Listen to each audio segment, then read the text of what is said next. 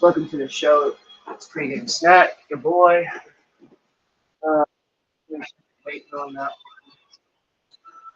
Uh, I was having some difficulties trying to just get this shit going for some reason. I don't know why. It was weird. I'm definitely gonna be looking into just using OBS eventually. That's that's a definite you gotta have because yeah.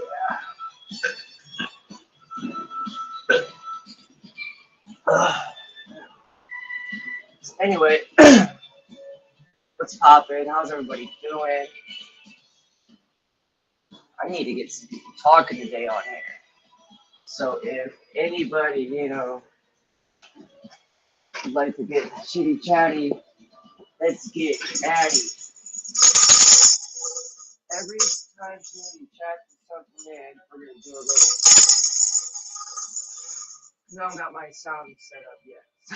So that's what we're gonna do. Get the chat, keep it interact. You know what I'm saying? So anyway, we're gonna try to hit 100% on each level. No questions asked. We cannot move on until we get that mission complete. So, yeah, we're gonna put that in there real quick.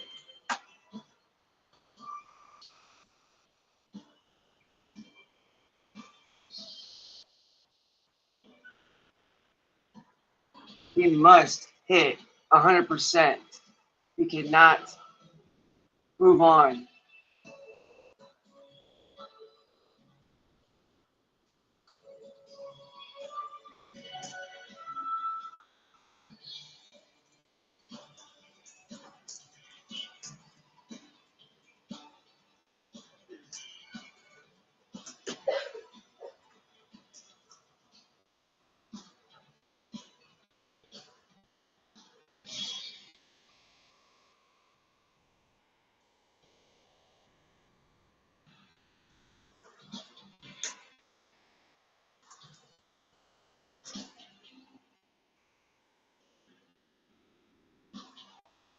Alright.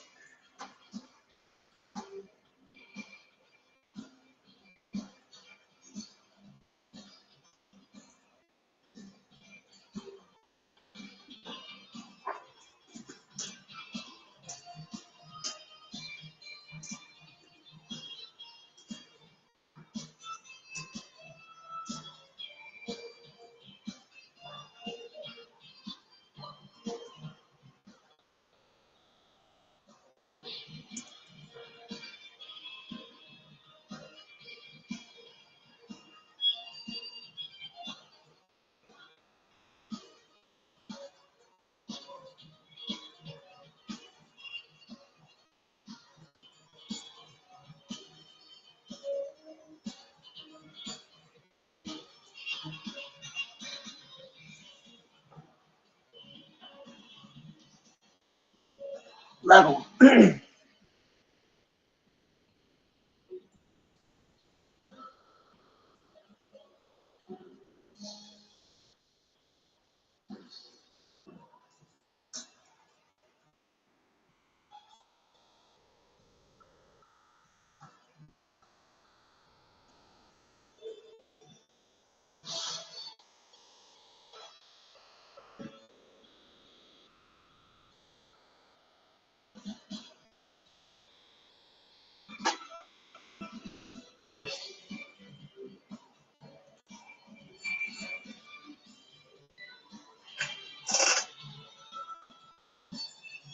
Alright.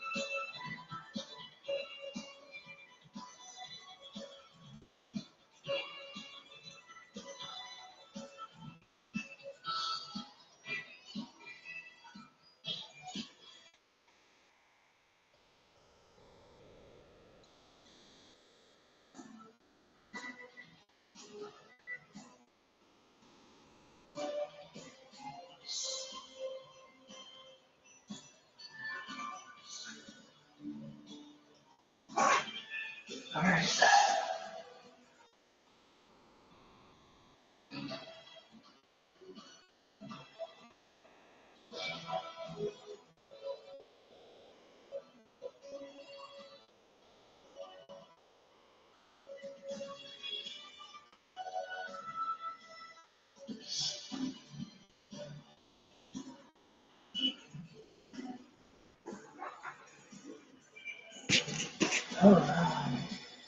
So yeah, I'm gonna switch it over, guys, by the way. So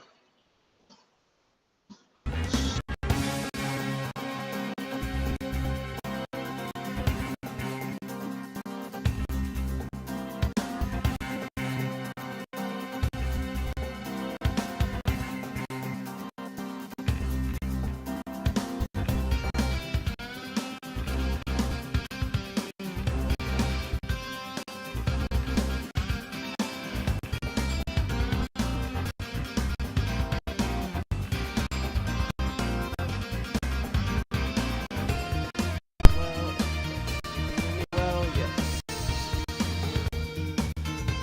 Let's get chat talking real quick. You guys can hear me. You guys can hear me, chat, right?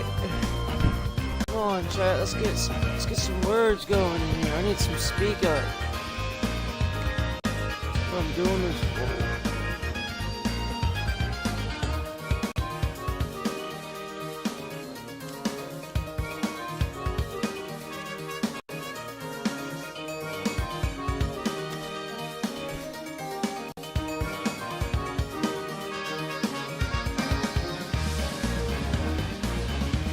Think we can get 100% in each level?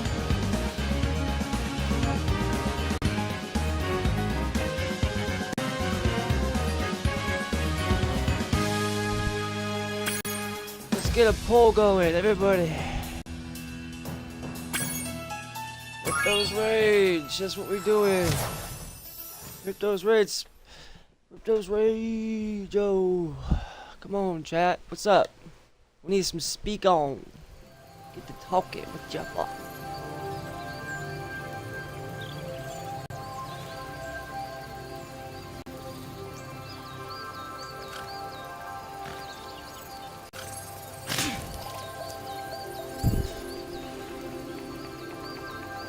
Think we can get 100% in each level? What do you guys think? Let's find out. We got one already, so just knock that one out the park real quick.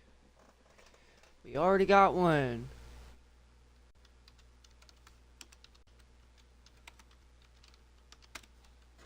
Oops, let me I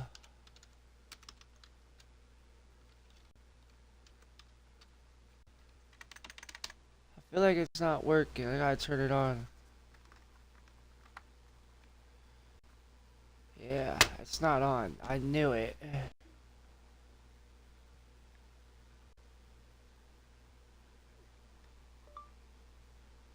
We already got.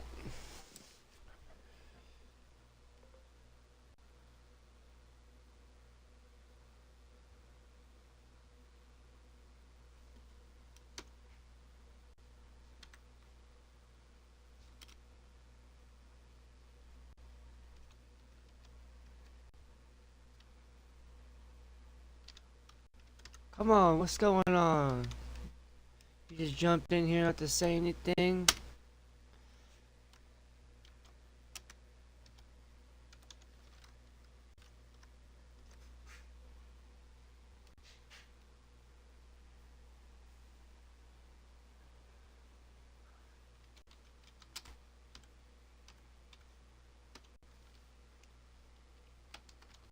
What's next?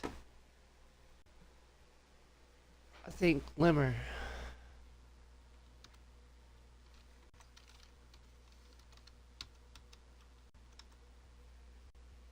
What do you guys think?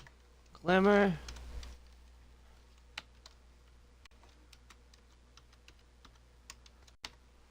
What's up? What do you guys think? Glimmer? What's up? What just happened?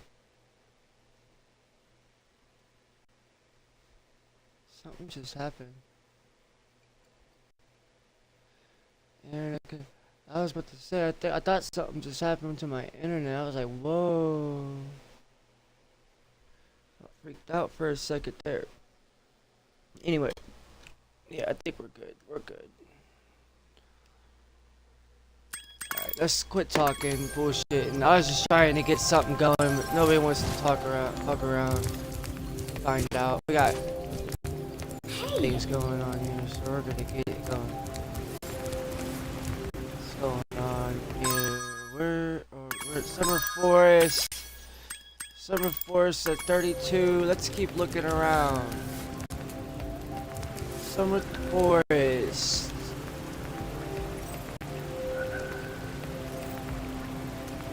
We are at Summer Forest at 32% right now.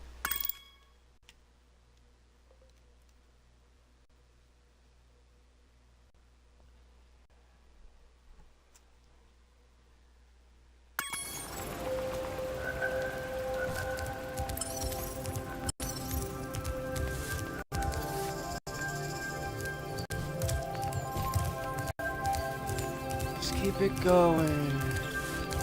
I can swim now, actually, so we're going a bit underwater now, guys.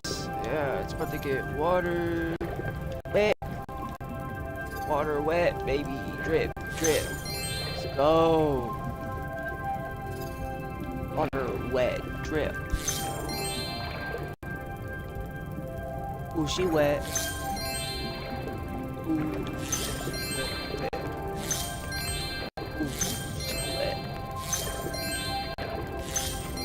Water drip, drip. Nice in, yeah.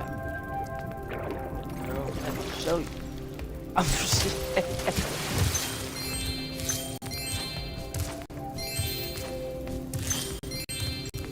Oh, I fell. Oh shit. No. Oh, I'm an idiot. Stop it, you dummy. Look at that. Ow. We got 6 little germs. Drink that.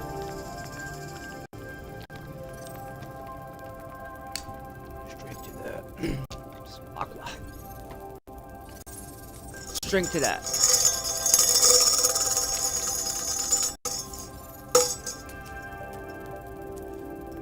$66 followers, by the way, guys.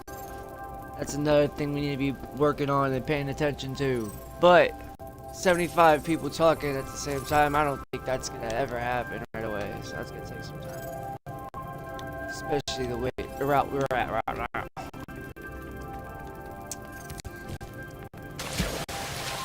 At the route we're at right now, we'll never make it.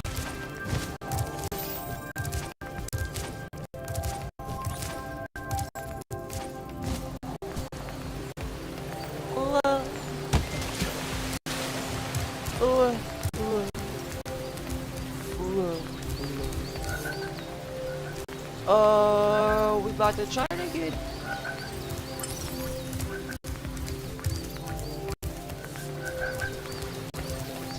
And see where we gonna be. Oh, Lord, there's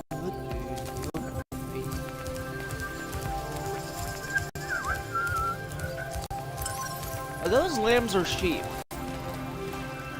Are lambs sheep? That's the real question. I need to ask that question honestly.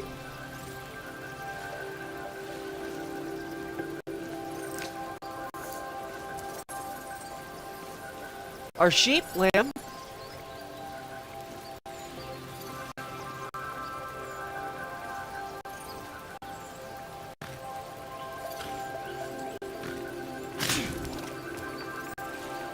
Is sheep a lamb?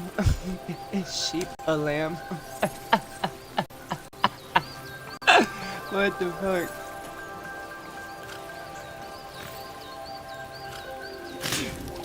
That's the question today, guys. Huh?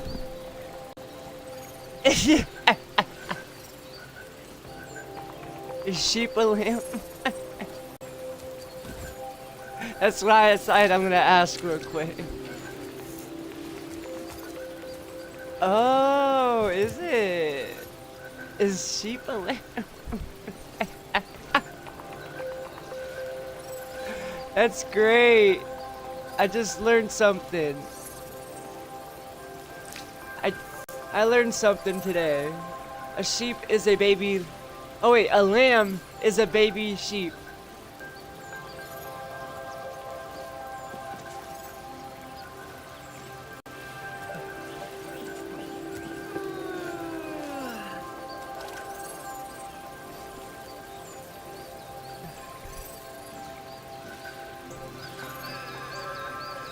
I'm trying to tap on my fucking. Okay, I need to stop. Alright, let's just play the game, Johnny. Let's just play the game. Let's just play the game pre-game. Asking stupid questions. Do stupid things.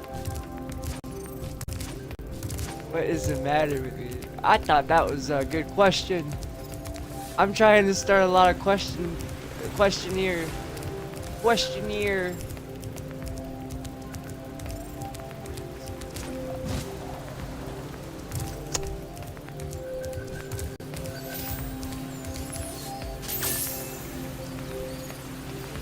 I should have like a random question generator. That's actually what I'm going to do. I'm going to have a random question generator. You should pop what? Hey, I need you. I need a riddle every. Yes, I need a riddle every like 15.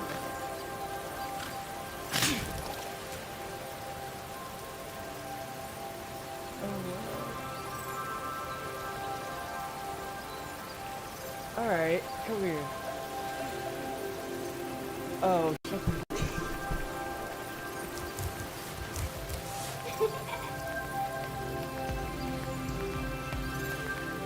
that's fucking funny.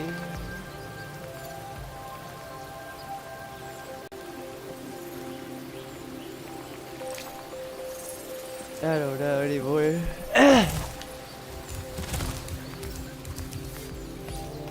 Oh, fuck. Alright, I'm getting there.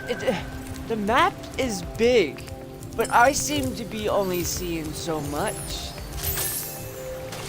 I'm going to swim under. Why do I keep getting stuck like that? There we go. Quit doing that. Oh my god, what are you doing? Okay, that's better. Oh my god. Gosh. Oh, I vowed that I was gonna stop saying that. Like that. I was gonna start actually trying to be the one to protect. Oh Lord Savior.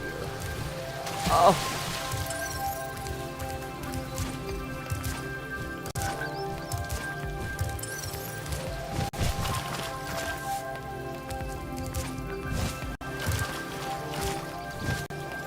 Oh, I knew exactly what I was supposed to do there, and I didn't do it.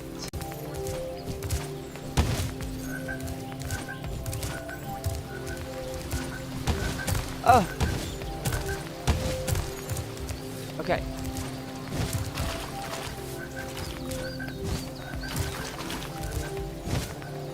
Ha! What about them apples? What do you know about that? Check this out. You ready? Bow. I'm just taking a break right now. I've got a rest for the next big race in Ocean Speedway. Oh yeah? Oh, hey, Mr. Big Guy. What's up, baby?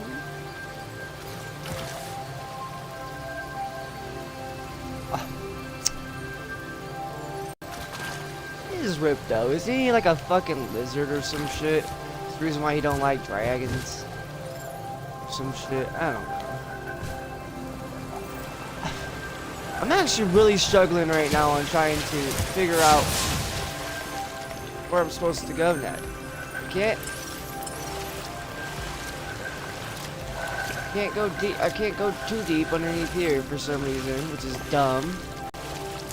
And then every time I end up over here,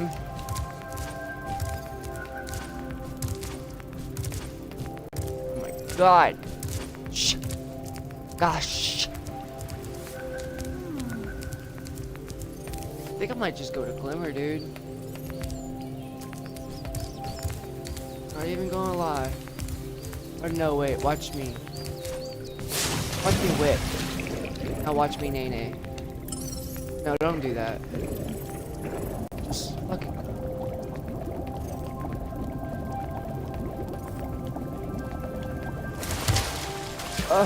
You always gotta headbutt something with your freaking... You're always headbutting, dude. What's up with that? Don't you get a headache from that?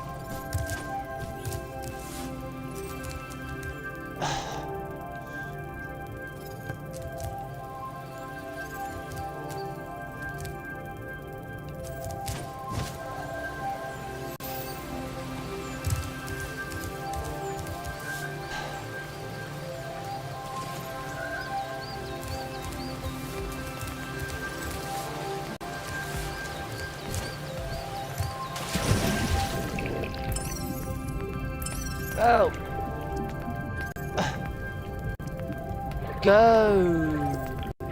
I knew I was missing something. Dang it. Yeah. No shit. Oh, I was an idiot.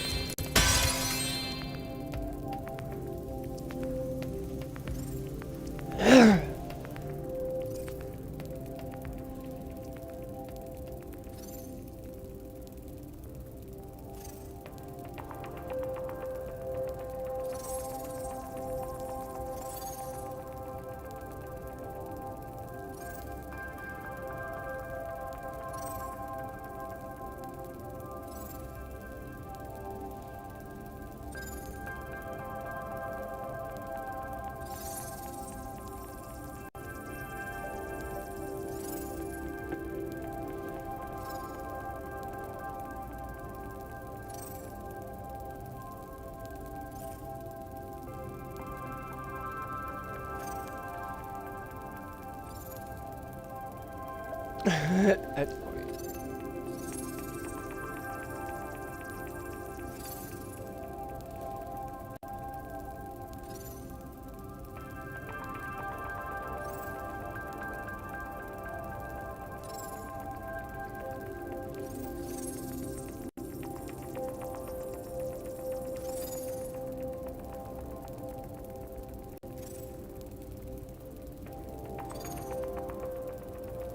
Son of a gun.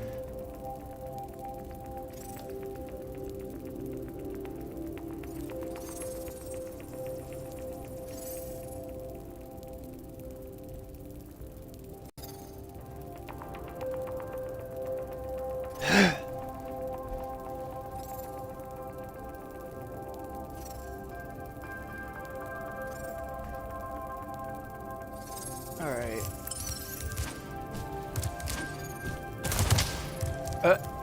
Again with the head button, yeah. Oops.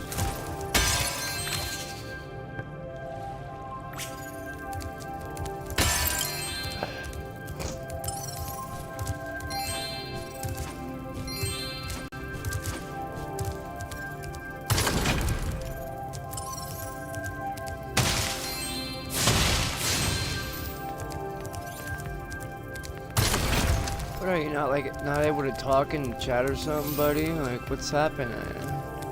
You're well on your way, Spyro. Keep collecting talismans to help us defeat Ripto before he can take over Avalar. Oh, and keep collecting those orbs too. The professor thinks they will help you get back to the Dragon World. We need some people.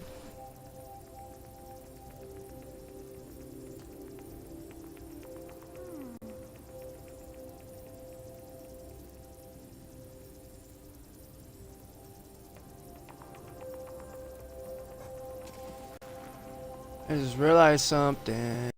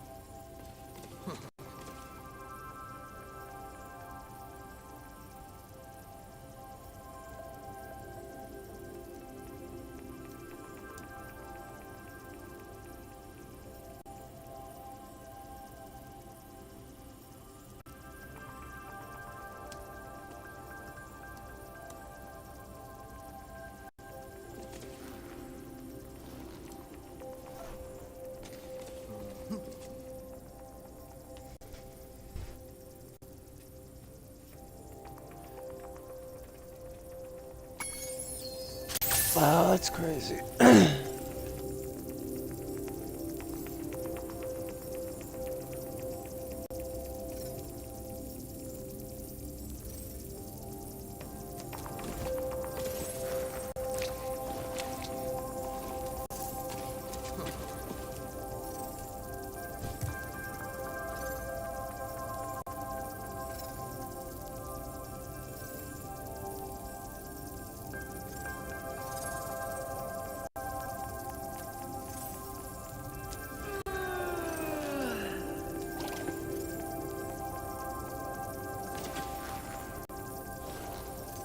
Let's do this.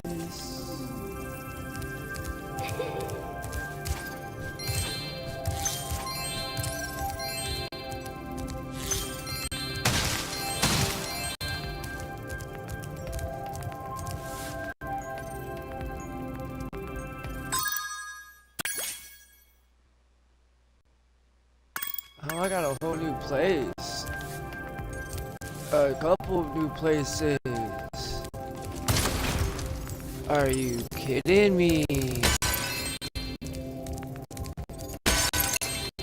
Love it. I got fucking money bags over here trying to come get me for the coin, for the gym. Say, Spyro, you see this wall here? I bet you're dying to know what's on the other side. Maybe. If only I had a few more gems, I might be able to remember how to lower the wall. Oh yeah? You little fucker.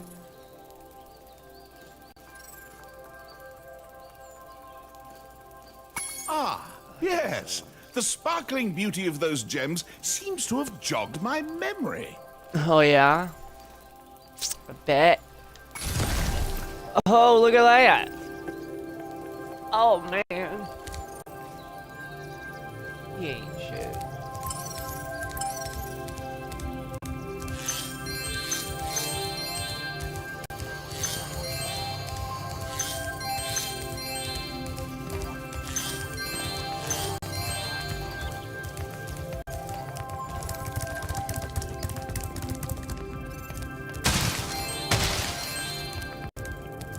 Oh yeah. Hi, They Spyro. want me. This talisman door will only open if you have all 6 Summer Forest talismans. Once the door is open, Ripto and Crush will be waiting in the dungeon. Oh yeah. It's fixing to get real.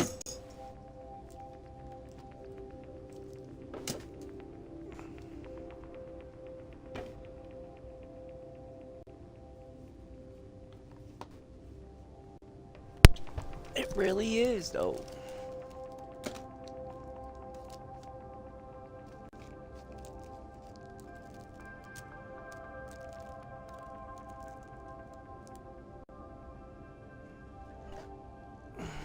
I'm not gonna lie, I was using that hamburger to use. It was like the perfect pillow for my hand. Give me 1 second, cause I'm about to use this. I just gotta grab something.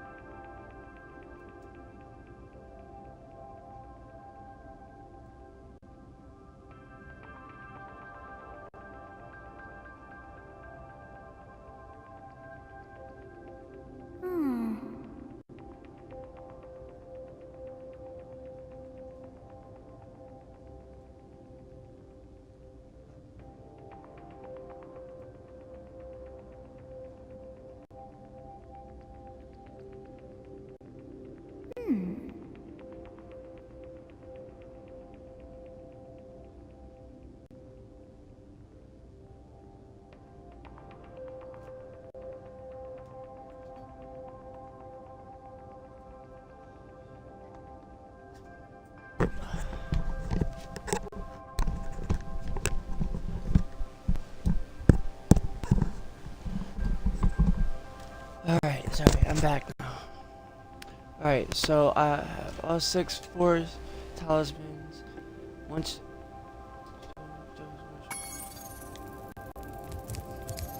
So I've been unlocking a whole lot of some. I got a whole bunch more places. Money bags took in like half my fucking dough, and we are definitely just kind of fucking doing things slowly but surely.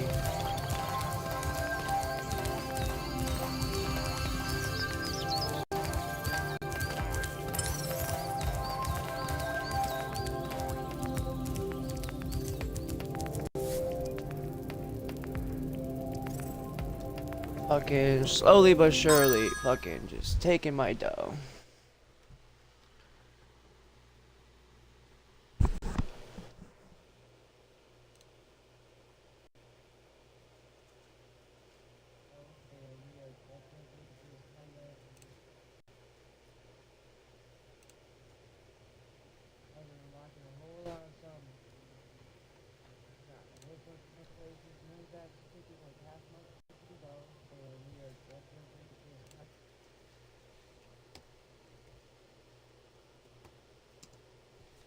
Oops.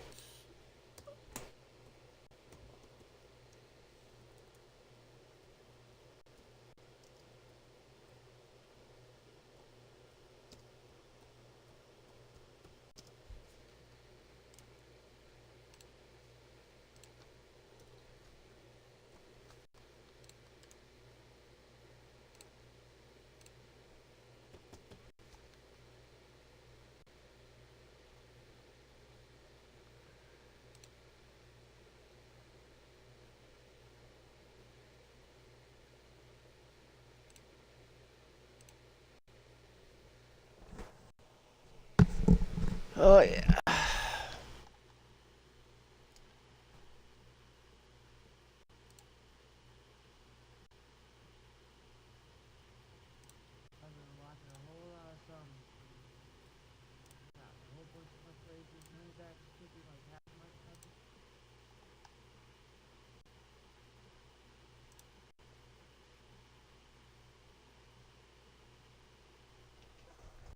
Excellent. I clicked my first little thing real quick because that's the best way to start, right? Clip while you're in the middle of fucking playing. How about that? That's not a bad idea. Baby, that's what I can have you do while I'm playing and I say, clip that, clip that. You can fucking clip shit for me. Clip that shit, clip that shit. That was good. Seriously, because I can clip like right here, right now, if I needed. If you're watching, if you're online, I mean, I'm pretty sure you can clip it on. I don't know how that works, but right now I have it set up to where I can sit here, and if all of a sudden you're in here and I'm like, clip that, baby, and you can just hit the button and start clipping it. That's why I just did that. So yeah, it's perfect. There's a button right here too. It says clip that. So that's what I'm gonna start doing. Cause instead of add stream markers, it's just like, what's the fucking point? I mean, later down the road I could go back, but I might as well just clip the shit now. Clip this shit, yeah, baby, clip it, yeah, clip it real good. 48 minutes in, babies, and we are just fucking bullshitting this whole time. But we've unlocked a lot, actually, so I don't know. But what does you guys say? Spyro. The orbs you're carrying have activated the special portal. You won't find a talisman in Ocean Speedway, but if you're fast, you'll get lots of treasure. Have fun. Oh yeah?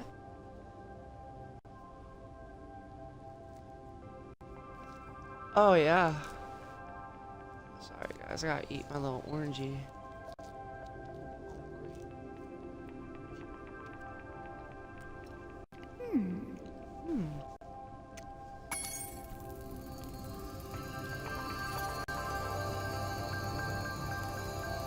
Vacations all I ever.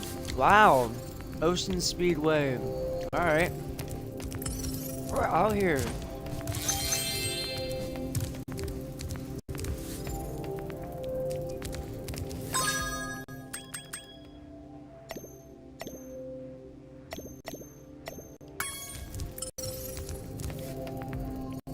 Let's try it out.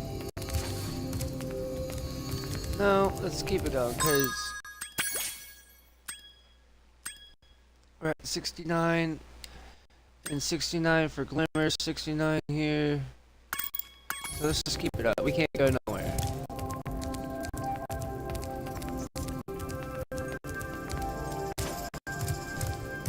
I'm not gonna cheat myself. Can't swim.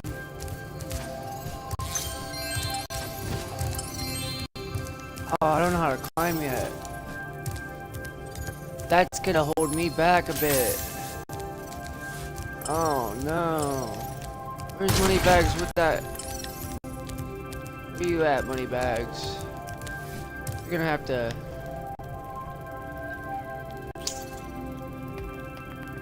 Shit. I don't know, guys. That might set me back a bit.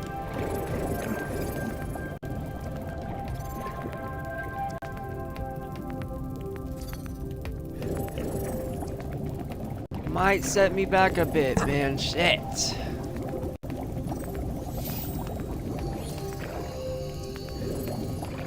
That's terrible, guys. What am I gonna do? Alright, so...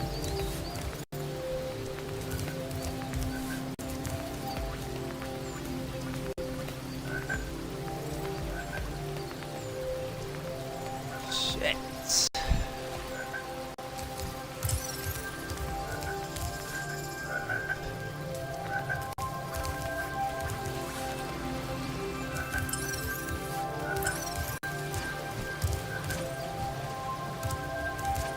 Even if it takes me all night long,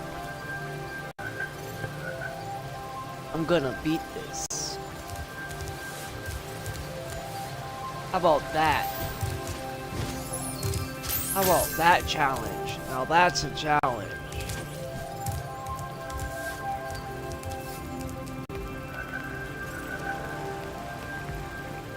Even if it takes me all night long, I'm going to beat this shit.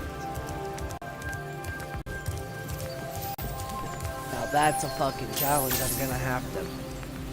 No, I mean, the fuck, dude, if it comes down to it, I just keep unlocking stuff. It's a Saturday, and I'm thinking about a subathon. Fuck it. Spyro subathon. I got Red Bulls. We're about to fuck shit up.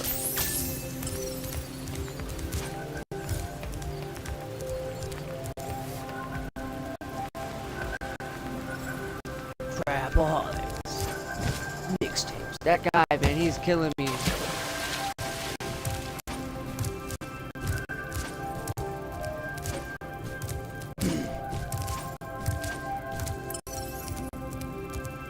Crapaholics mixtapes. Damn it, dude. Wait a minute. Now we're at 70. Alright, so, wait a minute. We got a couple. Man, come on, man. We got.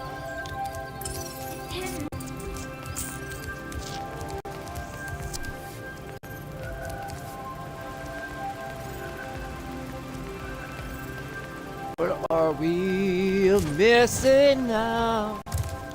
What am I missing now? I gotta have it at my head.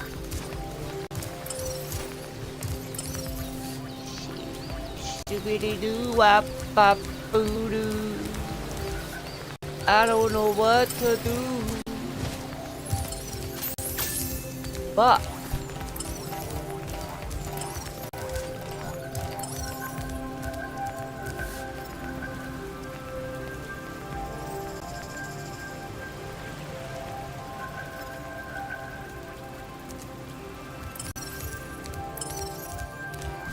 Fuck, fuck, fuck! What the fuck? Alright, back under the water. Double fucks. Fuck, fuck, fuck. Oh! Fuck! Ooh. Good old fucks. The floating fuck. The hold on. Get the like the DVD fuck thing going like on the DVD.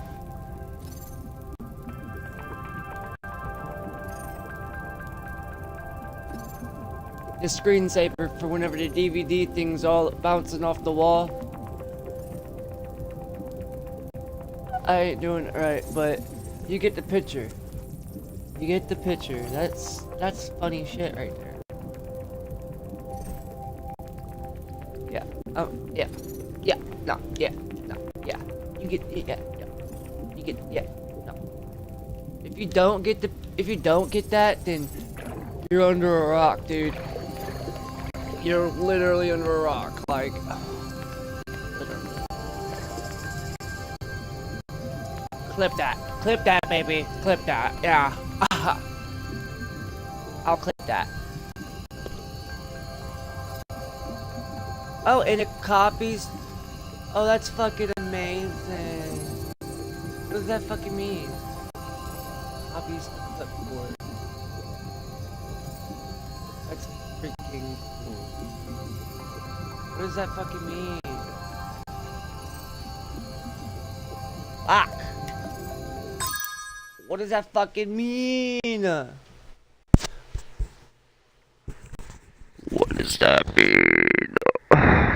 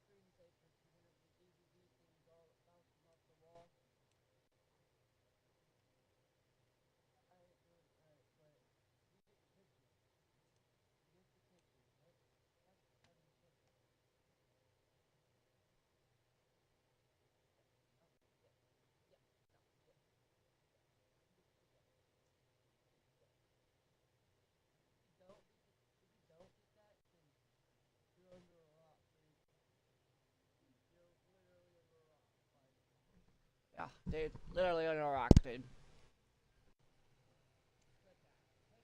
Clip that.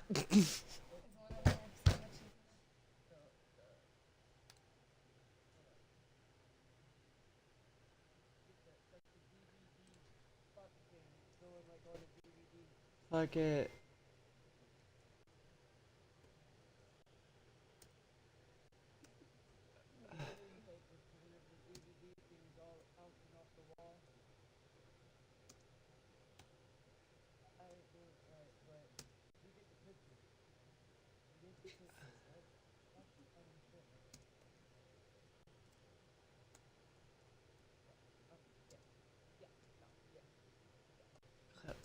Clip that, baby. Fuck! Alright, where's my roly-poly, buddy? Alright, here we are. Let's get back to it, baby. I had to clip my own shit. Sorry, I'm not famous yet. I don't got people doing that for me, alright? Like everybody else. Like, alright, guys. Fuck. No, I'm just...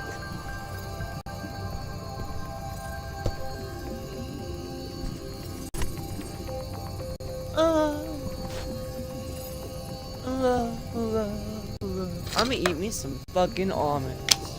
That's something good.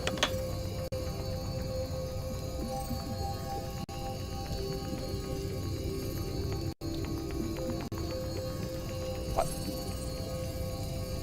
Fuck. Fuck.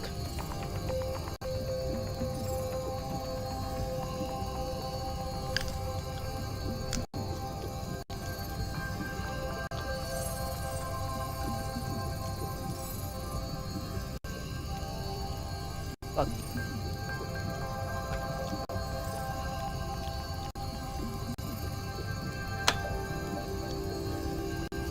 Flip that. No, I'm just kidding. I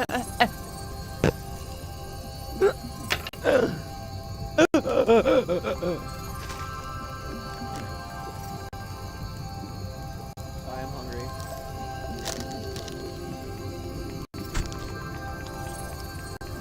I mean, it is pre-game snacks for a reason, right? Watch me eat. Watch me snack. Pre-game snack. That means I ain't even playing yet, so watch me eat. That's what that means. Yeah, clip that. Yeah. I'm done. What's up? What, you want some snacky? You hear me say something about something?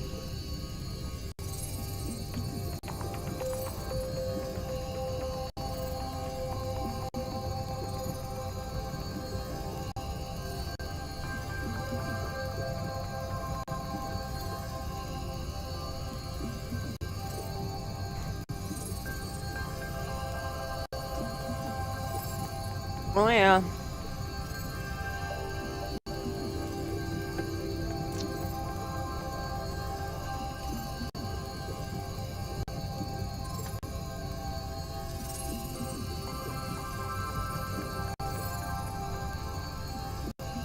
Ow! Oh!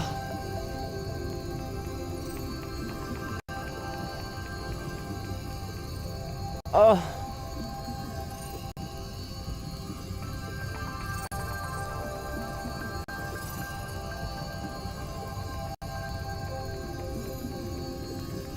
Oh yeah, baby.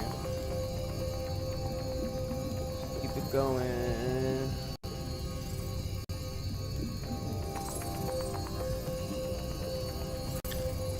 Bro, he's just been underwater this whole time. He don't need no bubble.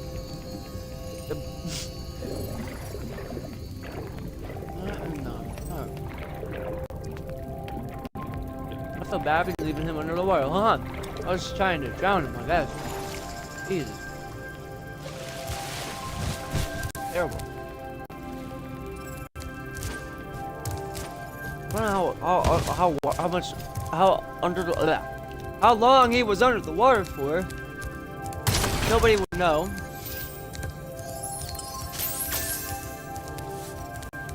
Alright, sunny fucking beach. Oh! Fuck! Oh! I keep dropping my nuts. My nuts are on the floor again. Damn it.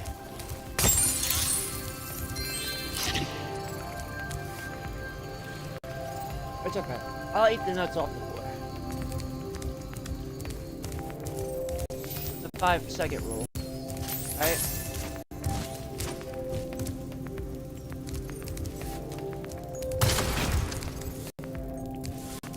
Oh.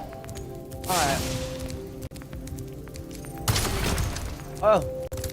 Oh yeah? That's how that... Moneybags took my fucking money. Fuck this guy.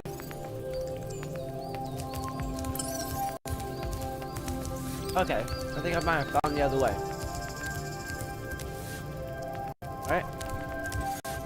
Hey! Hi, Spyro! Hey! This talisman door will only open if you have all 6 Summer Forest talismans. Once the door is open, Ripto and Crush will be waiting in the dungeon. Well, how many do I need? I mean, do I have? I mean, dumbass. Dumbass.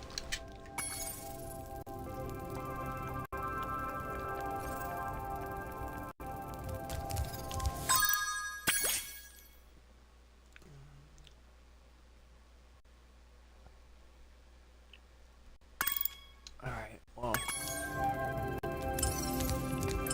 I don't know what I'm supposed to do.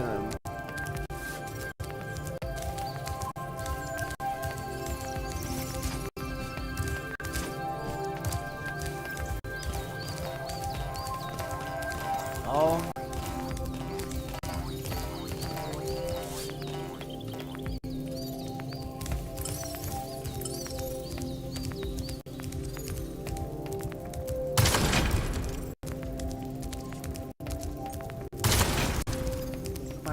choice but to have to come. Oh. I'm gonna have to go I'm gonna have to do this, no matter what.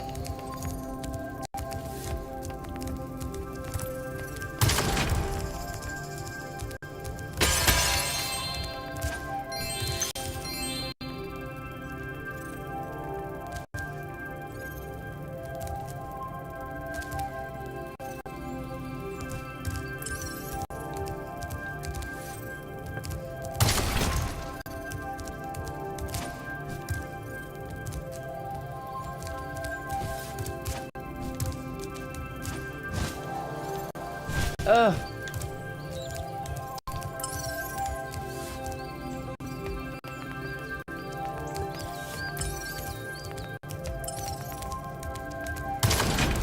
How is this gonna work?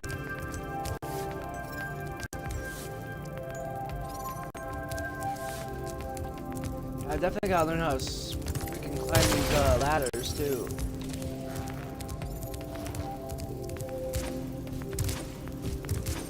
How much you wanted from me?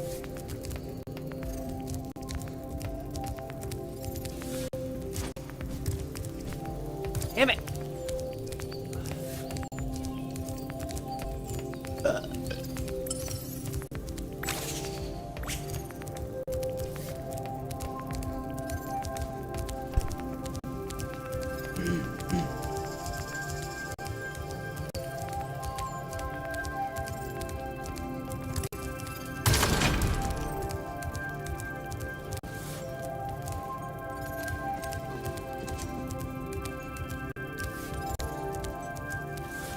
Yo. Yeah. Yeah.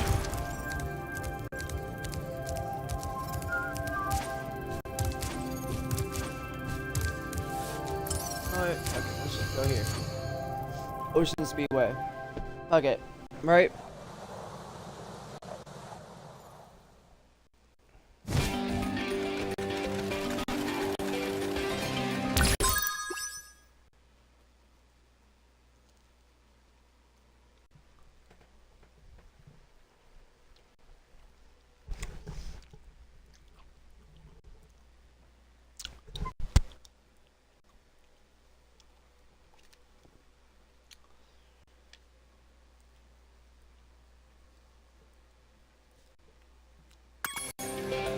Oh.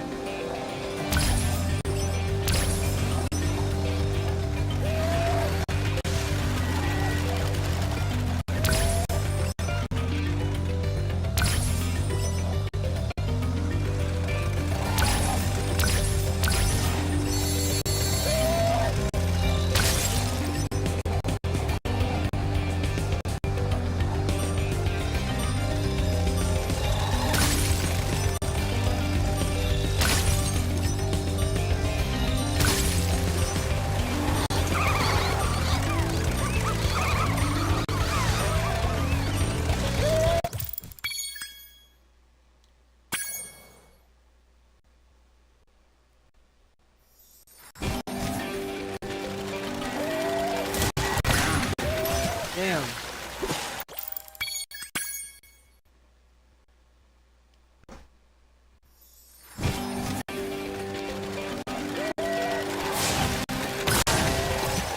Damn.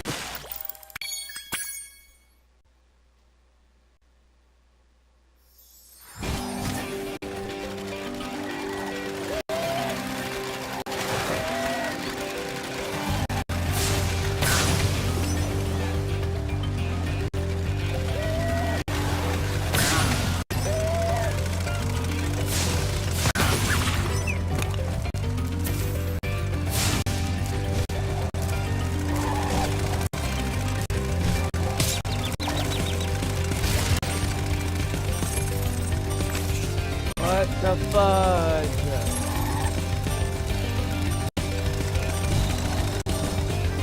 Tweaking. This is dumb.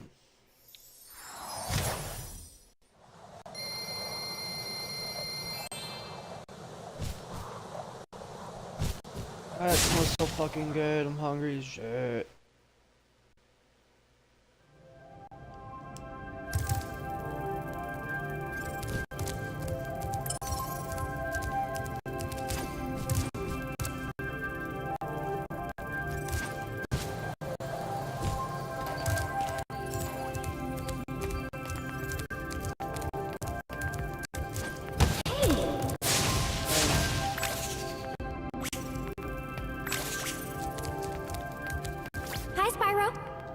talisman.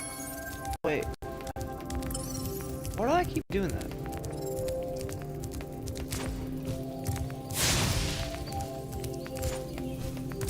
Something's burning.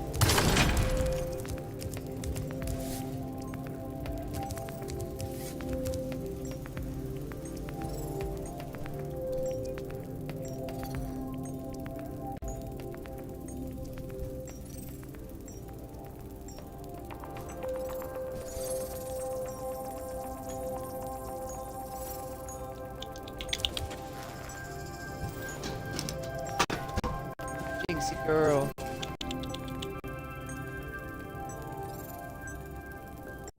She stepped on the orange. Took me off.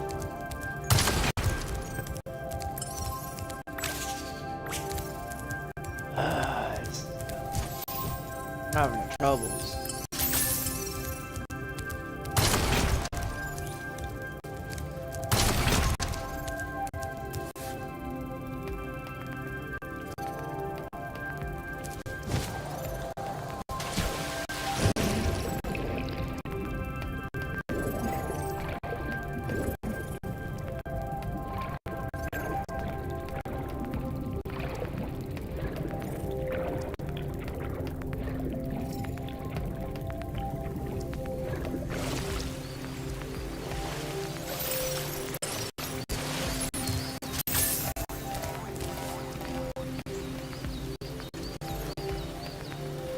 Oh, man.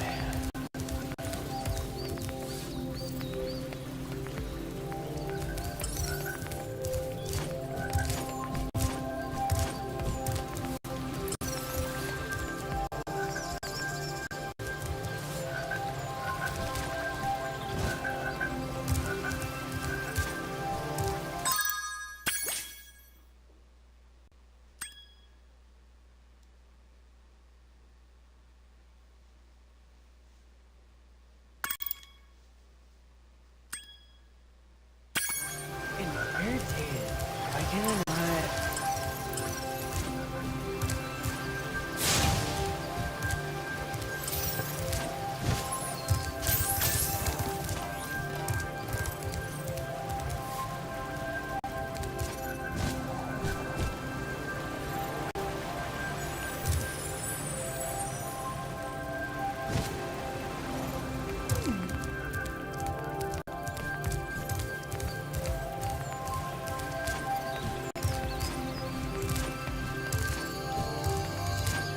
We're gonna climb it real quick because I have to learn how to climb the wall probably, and I think that's where I need to learn it from. Is from what's his face.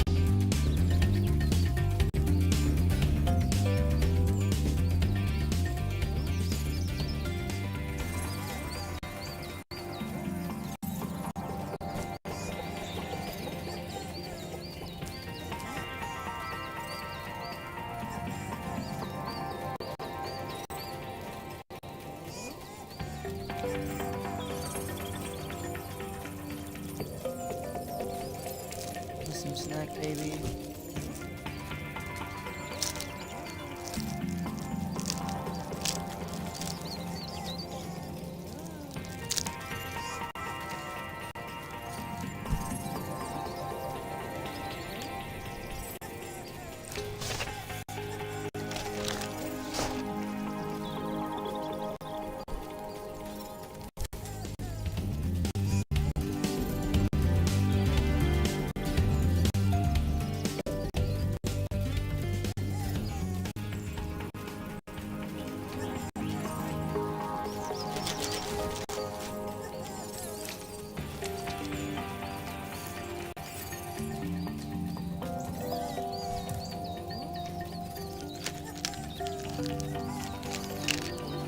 Here's some love bites, baby.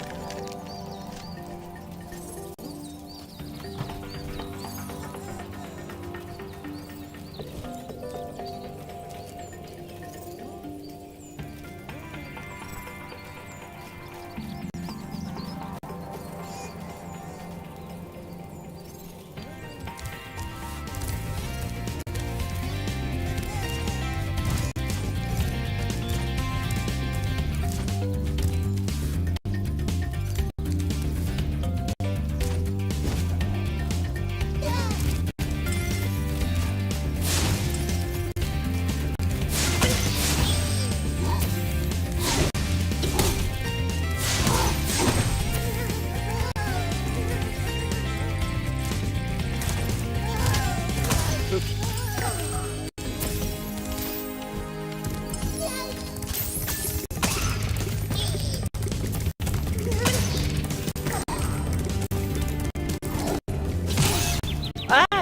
You smashed me!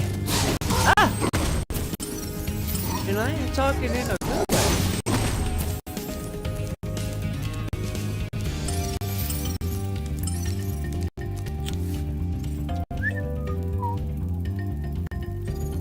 Oh, beat it up.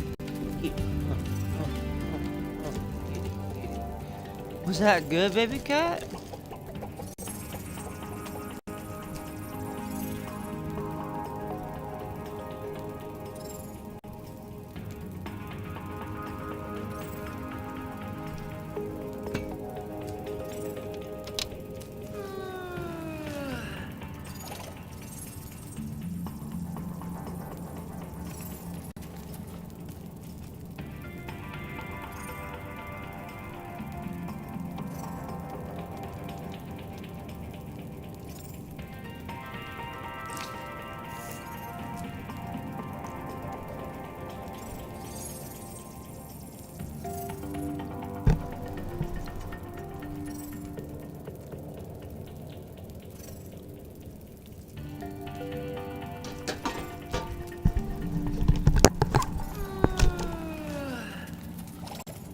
I gotta go to the bathroom.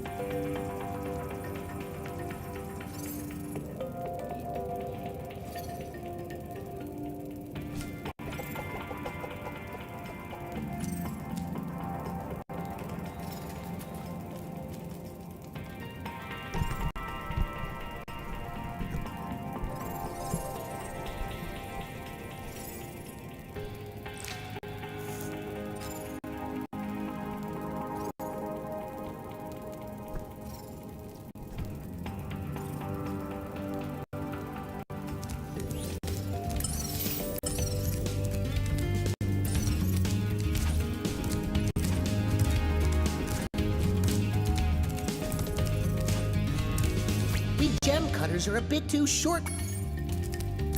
Where's what's his face? Trying to teach him how to do that.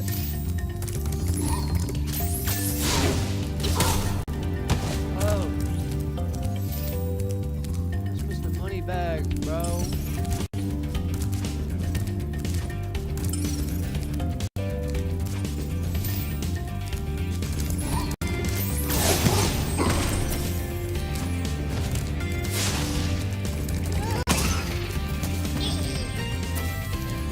Spyro, thanks for helping us fight off.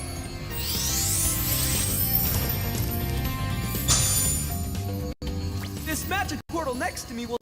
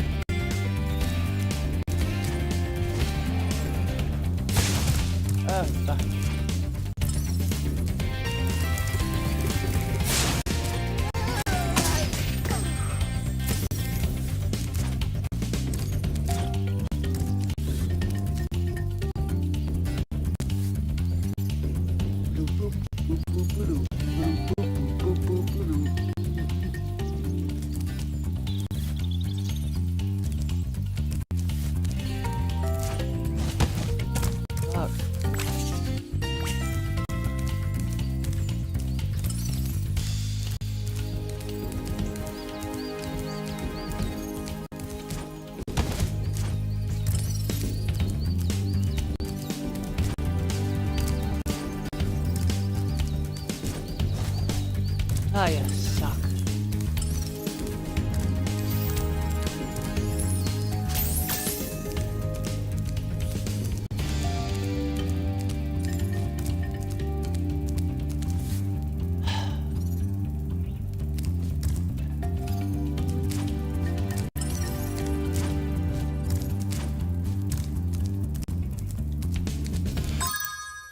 Clever seems to be another issue. What is up? Gosh. This is stupid. I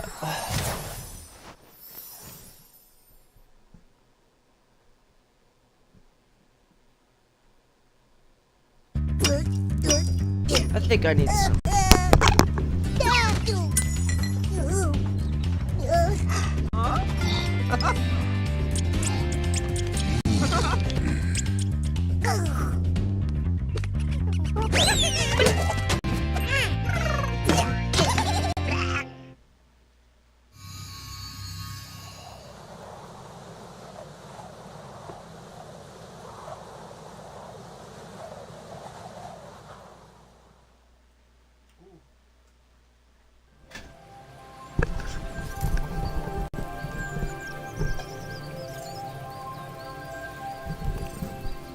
Yeah, that's fucking good. Huh?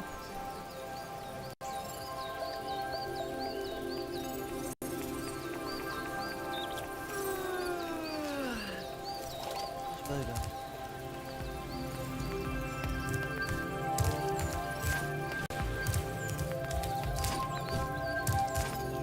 Hey!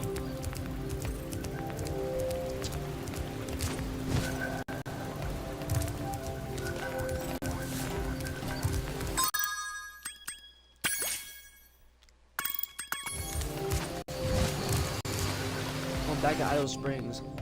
Something I missed. Or something I'm missing.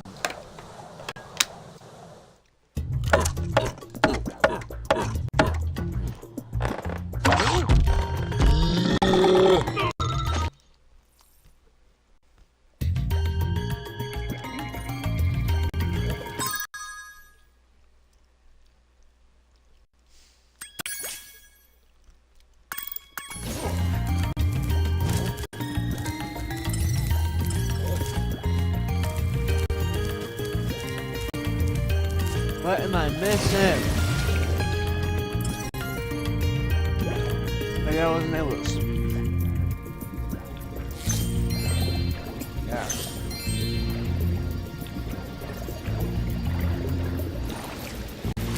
Yeah.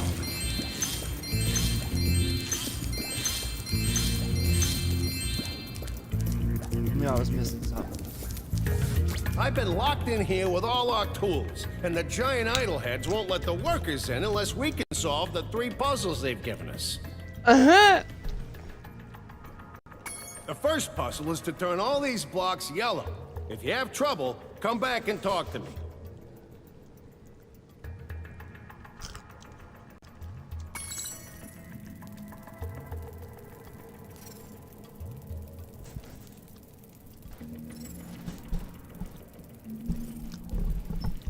Alright, guys.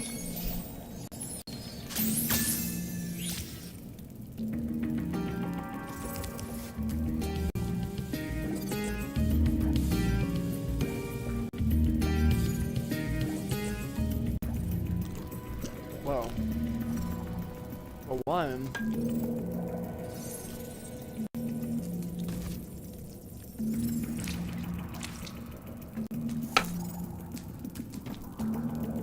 They seem like all the same.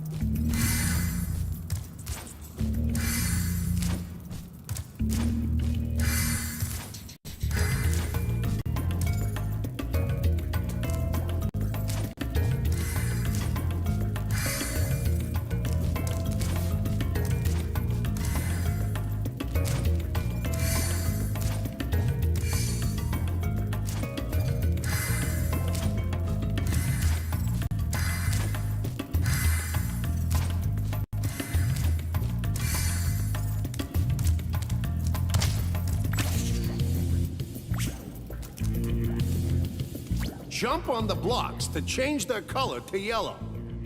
Okay. Let's start over.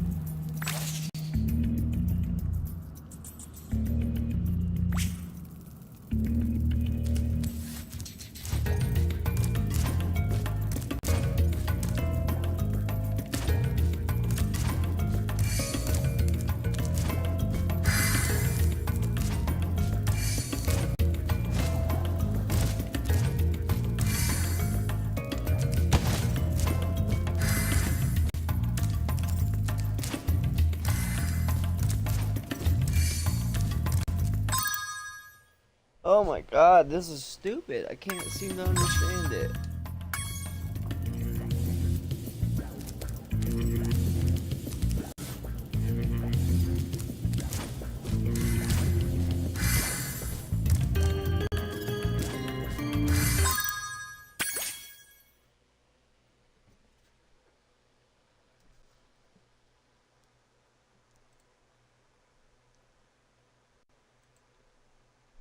Idle Springs puzzle.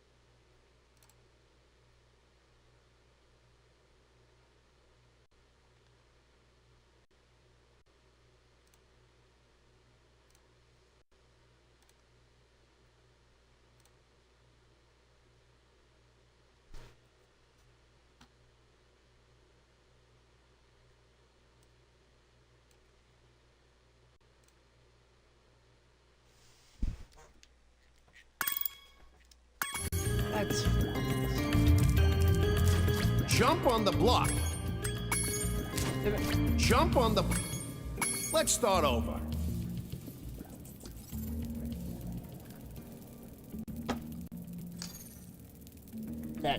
let's start over. Yeah, let's start.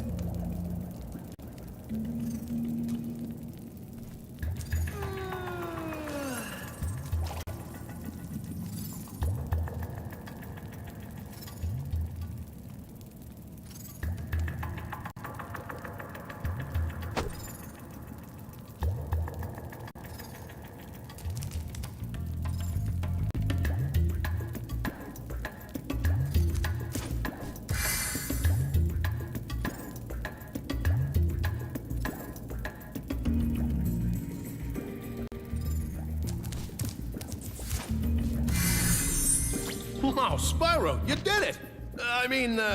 I knew you could do it. Now, meet me at the pond for the next chance.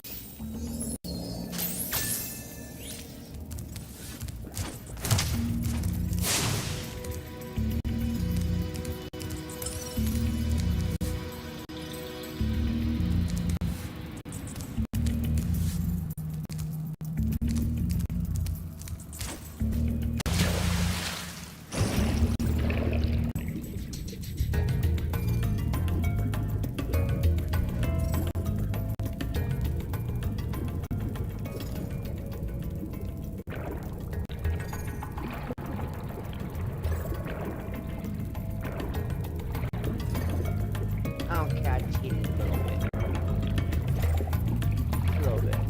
Because I was never gonna figure that one out. Like, I was never gonna figure that out by myself. For sure.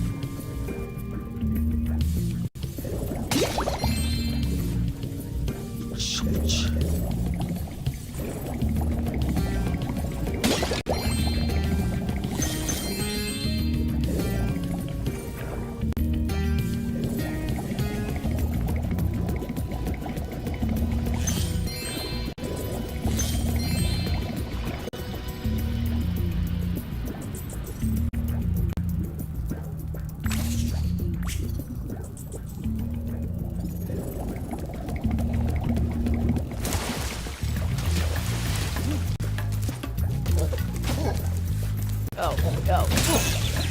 Oh, he about to knock me stupid.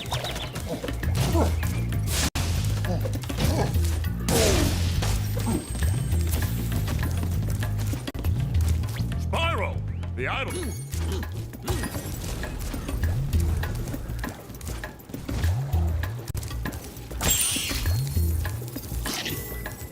This idol says he's hungry.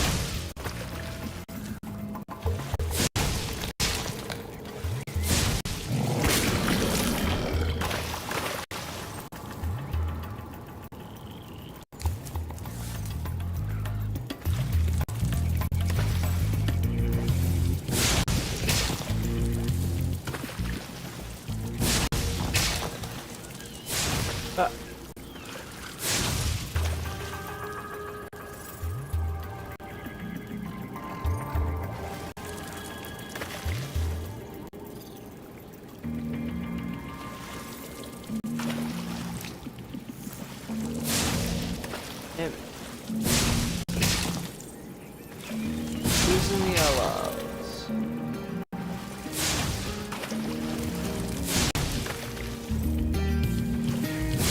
No!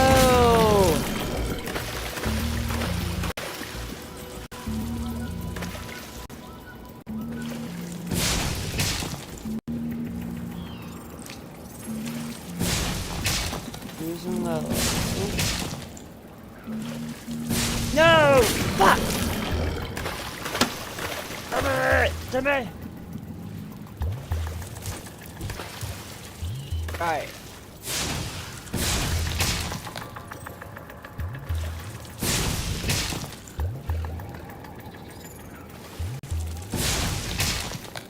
What do you think's even next? Yellow? Oh. Blue. You red. Yellow. Yellow. Red. Yellow. Blue.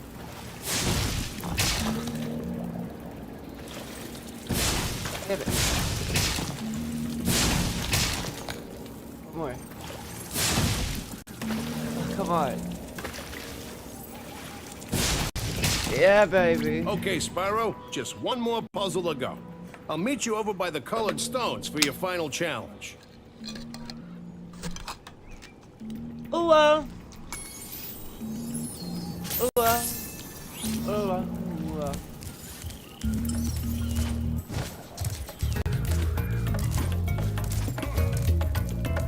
Bro. No, no. We've already done something about this.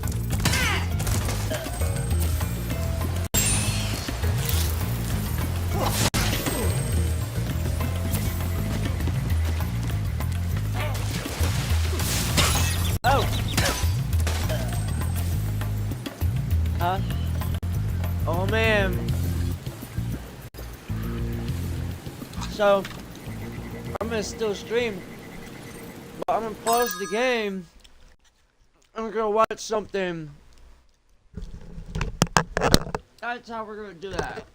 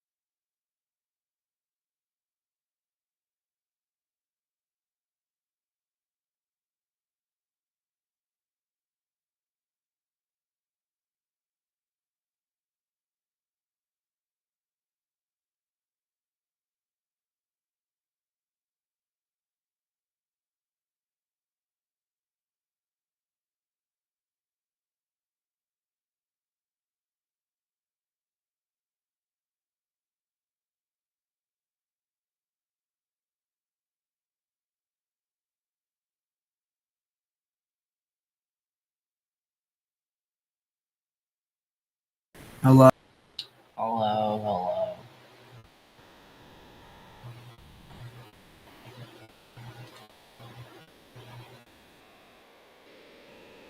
Hello?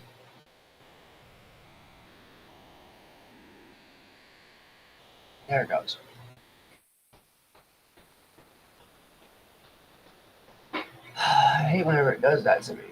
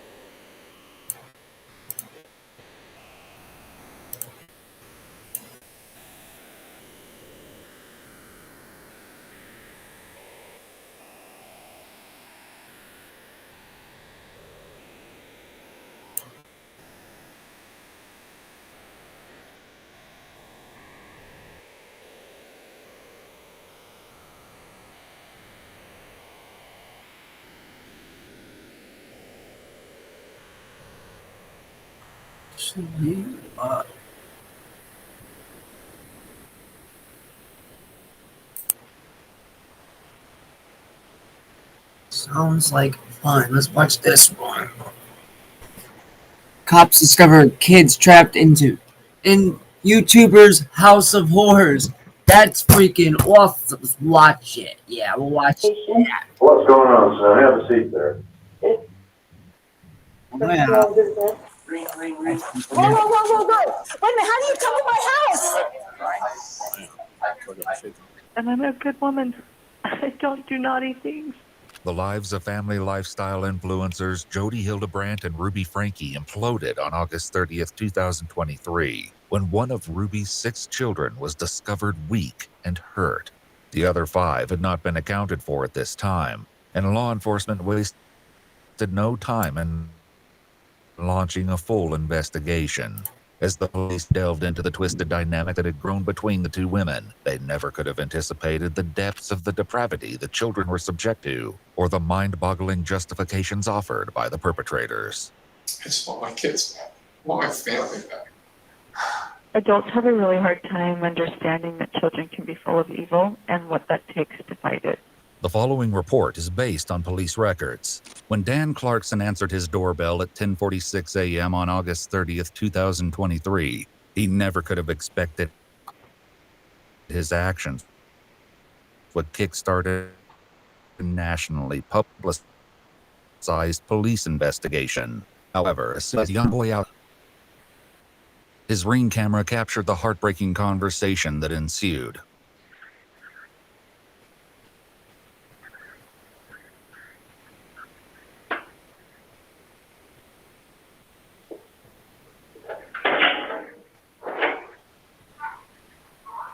Yes. Hi, I was just wondering if you could do 2 favors. Well, what are they? Taking me to the nearest police station. Well, actually, just one's fine. What's going on, son? Have a seat there. It's personal business. This was actually the second neighbor the boy had attempted to contact. At the first house, there was no answer, so he'd been forced to move on. The disturbing reason he was seeking help came out when Dan made this emotional call to 911. I just had a 12-year-old boy show up here at my front door asking for help. Said he had just came from a neighbor's house. He's hungry and he's thirsty. While Dan was on the phone with 911, his wife gave the boy, who introduced himself as Russell, snacks to eat while waiting for help to arrive. But shockingly, there was something more appalling about the boy's condition than his extreme malnutrition. He has ducting on Big injuries. There's sores around them. Yeah, there's sores around him. I think there's a good chance he's been... And he also has around his ankle. as well. His wrist as well. Okay, this boy has been... Needs immediate attention. And yet the most heartbreaking revelations were yet to come. This boy has been...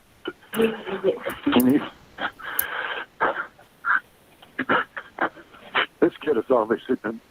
I think he's been detained and he's just covered in wounds. He says what's happened to him is his fault. We need the police here now. The police and an ambulance were already on the way. During the tense waiting period, Russell revealed that he'd been staying with his mother and her friend, Jody Hildebrandt, since May. Terrifyingly, he added that he wasn't the only child in Jody's house. His 2 sisters, ages 9 and 14, were still inside. We're now in. I'll take more. As Russell underwent medical assessment, more police officers arrived. We need to identify, do a security sweep of that house. Help them. They were about to realize that they'd gotten there in the nick of time. As the police staged in Dan's driveway, a woman drove up in her car and announced that she was searching for a 12-year-old boy. She gave her name as none other than Jody Hildebrandt, the woman Russell said his family had been staying with. Cleverly, the police didn't tell Jody how much they already knew. They just took down her address and said they would come to speak with her later. She didn't have to wait long.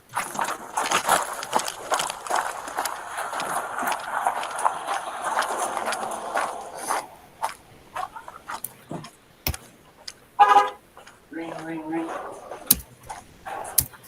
No, go.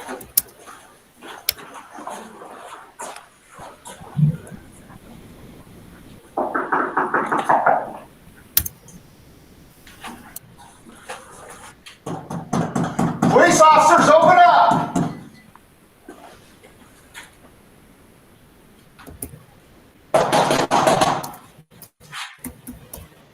Got movement right here? Right there. Contact? Go level.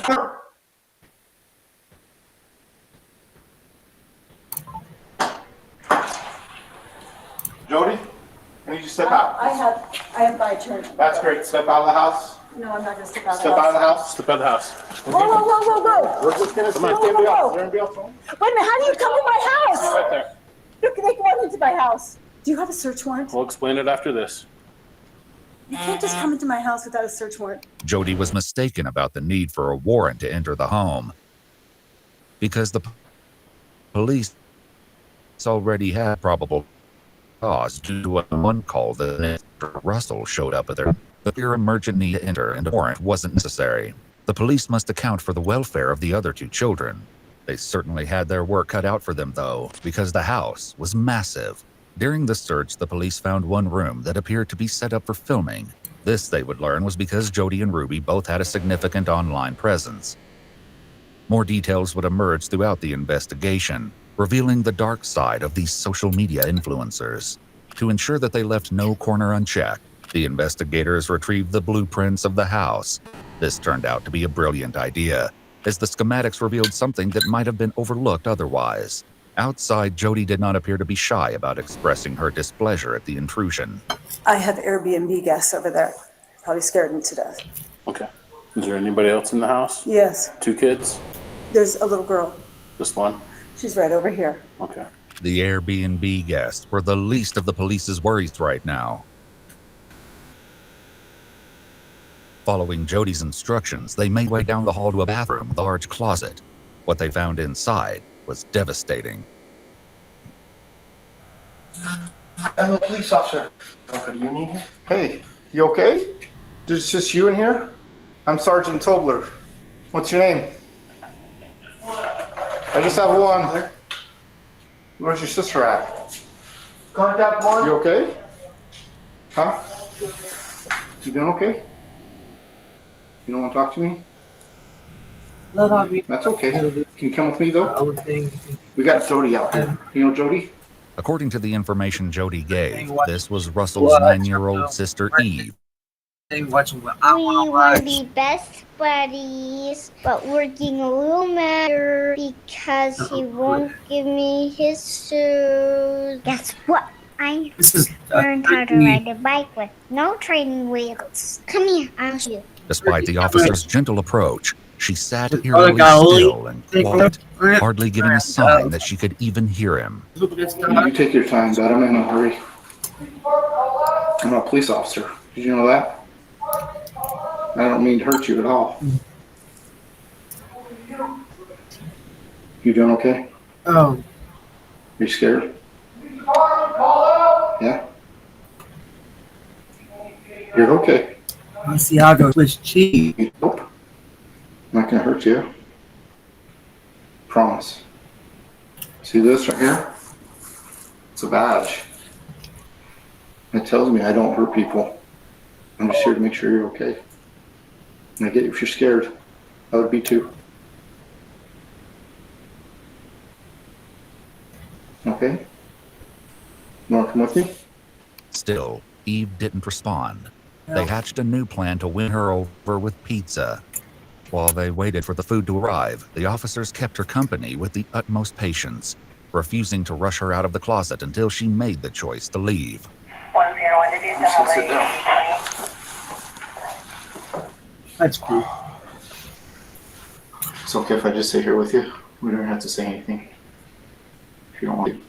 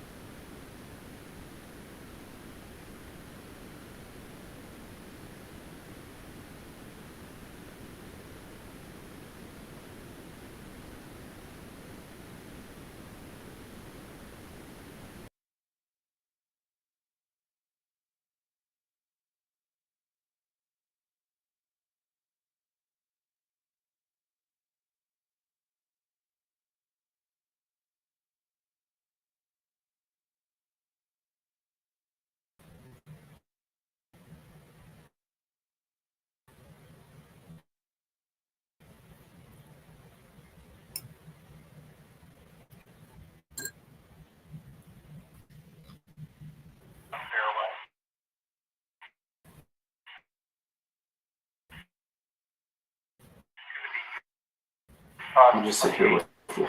Meanwhile, back to the EMT cloak duct tape and wounds around his ankles. What they found was almost, but even this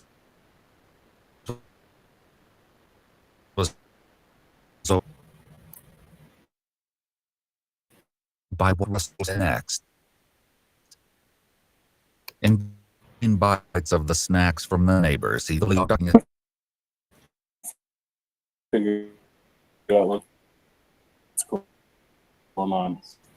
Probably in focus right now. You okay? Who put the ropes on you? Supposed to help you what?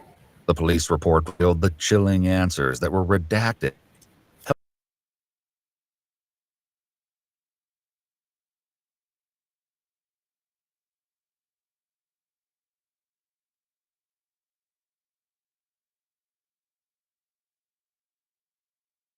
Cayenne pepper mixed with honey, and then covered that with the plastic saran wrap and then the duct tape over the wounds. Detectives had found evidence of honey in Kyra's bathroom, along with more ropes, used bandages, and other wound dressings. A medical got there, they started cutting the stuff off him.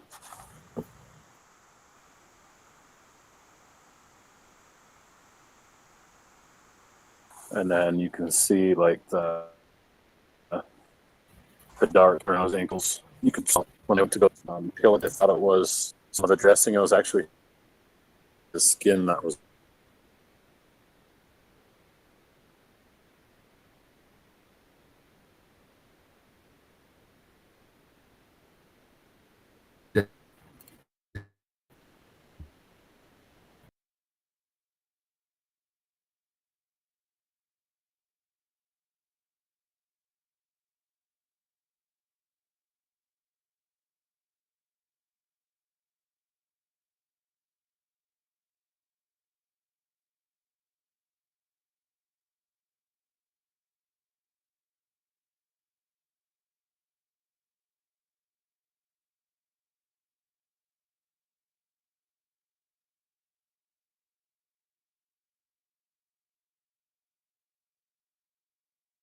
On the front, how do we get access to that to ensure there's no one else?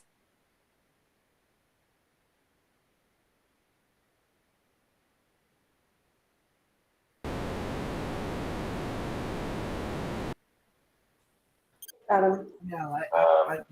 They do need to search the top to Get the lock combination from Jody. A team returned to the basement, trying to gain the trust of the little girl in the bathroom closet. Found dead skin. She found dead skin. Dead skin. Get out from underneath my bed. Right now. Sorry, Mom. I am more upset that you came in my room when you knew you weren't supposed to. You knew that it was a bad idea. Yeah. You're still going to have the consequence of not having your nails done for a month. Mom. It's a deal. Give me a hug. And Mom, can I help you two to get paid? Because I want a lot of money. You. They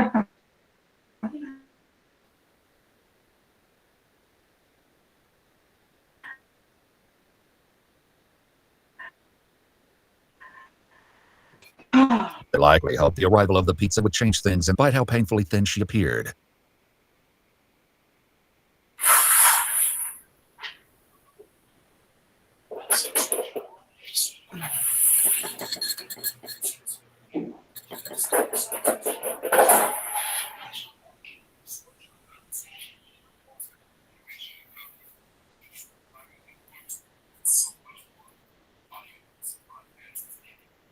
Eve proceeded to eat the entire pizza and requested 2 more large slices from the lunch that the police had. As Eve ate, the plan was to focus on opening the safe, but suddenly a new priority emerged. With no warning, Ruby Frankie, Russell and Eve's mother, arrived on scene. After determining that she had no weapons on her, she was taken to a separate area of the house to wait out the search. The police would check in with Ruby once they finished going through the house. The only place left to look was the basement safe room. When they opened the door, though, they were likely crushed. Julie was not inside. At first glance, the room looked to be nothing more than an ample reserve for handcuffs, a length of rope, and a carabiner. Based on the condition of Russell and Eve, the police received an official search warrant that enabled them to collect these items, along with many of the electronics, as evidence. But even after being in the house for hours, there was still no sign of Julie or the other Frankie siblings. The only certain thing was what should happen with Jody and Ruby. They were both placed for aggravated child abuse. Okay, just place your hand behind your back for me. Perfect. During the arrest process, the officers likely noticed some strange behavior from Ruby. She didn't say a single word, even when put in the back of a police car with Jody. The police had to hope she would be more verbose when the time came to ask her how Russell and Eve had gotten in such miserable conditions. Sure, go ahead and have a seat.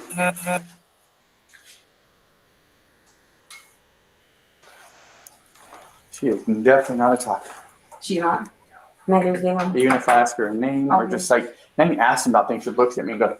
While Jody was at least responding to direct questions, whether she would respond to the hard ones police had in store was yet to be seen. I'm a little nervous. You're that, to be honest with you, if I was sitting over there, I'd be a little nervous too. So don't worry about it. We're just here to talk, to get your side. So I trust my attorney. He said, don't say anything. And I said, I have nothing to hide. And he's like, I know that, but just let me be there with you when you talk. So you guys seem nice people. I'd like to just tell you, but I don't know who you are. I don't know if you're gonna flip my word. I'm a psychologist. I watch people flip things all the time. So I get it. And I sit on your side. I get it. It looks sad that I don't want to answer anything, but it's not because I'm trying to be difficult. Even though Jody refused to talk without a lawyer, trying to get information from Ruby was astronomically more difficult. We're just here to talk to you about kind of a few things involving your kids. So first, do you live down here or?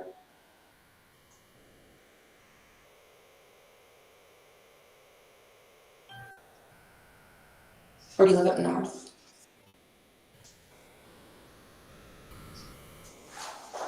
Do you want to talk to me about where you live or how many kids you have?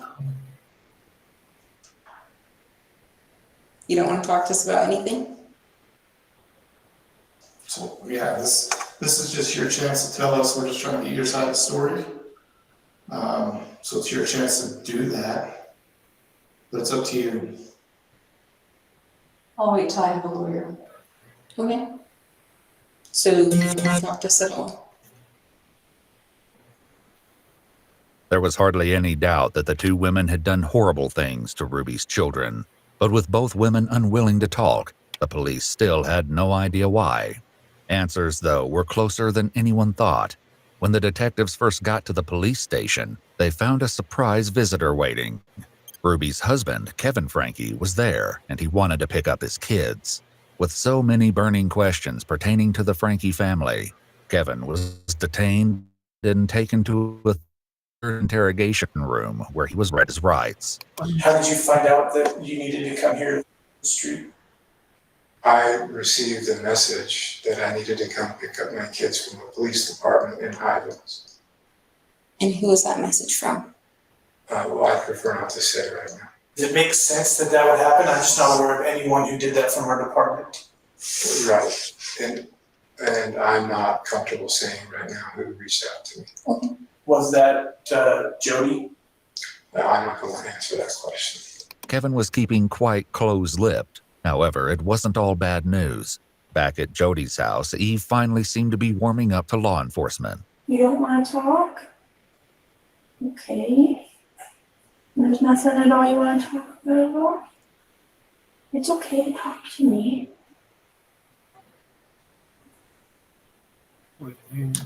Are you scared?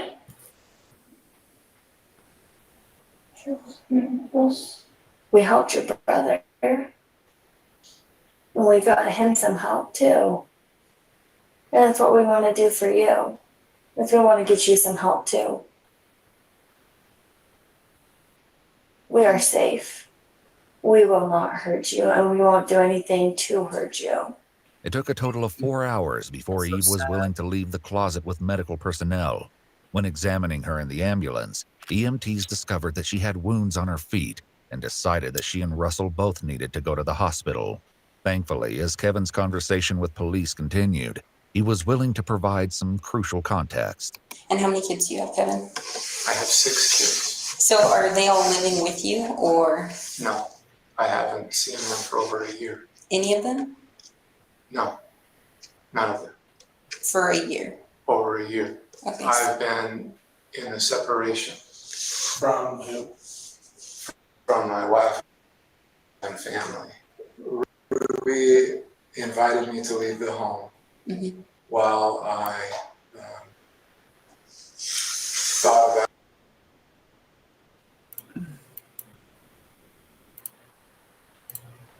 about the choices that I've made in my life and the way that I've treated her. And did you ever try to reach out to the kids, drop by the home, or was I there? honored the separation boundary that we agreed to. When was the last time you saw Ruby? The last time I saw her was the 18th of this month. We met to, she requested me to sign over vehicles, or the titles to the vehicles. The vehicle that she drives were all in my name. When's the last time you physically saw Russell or Eve?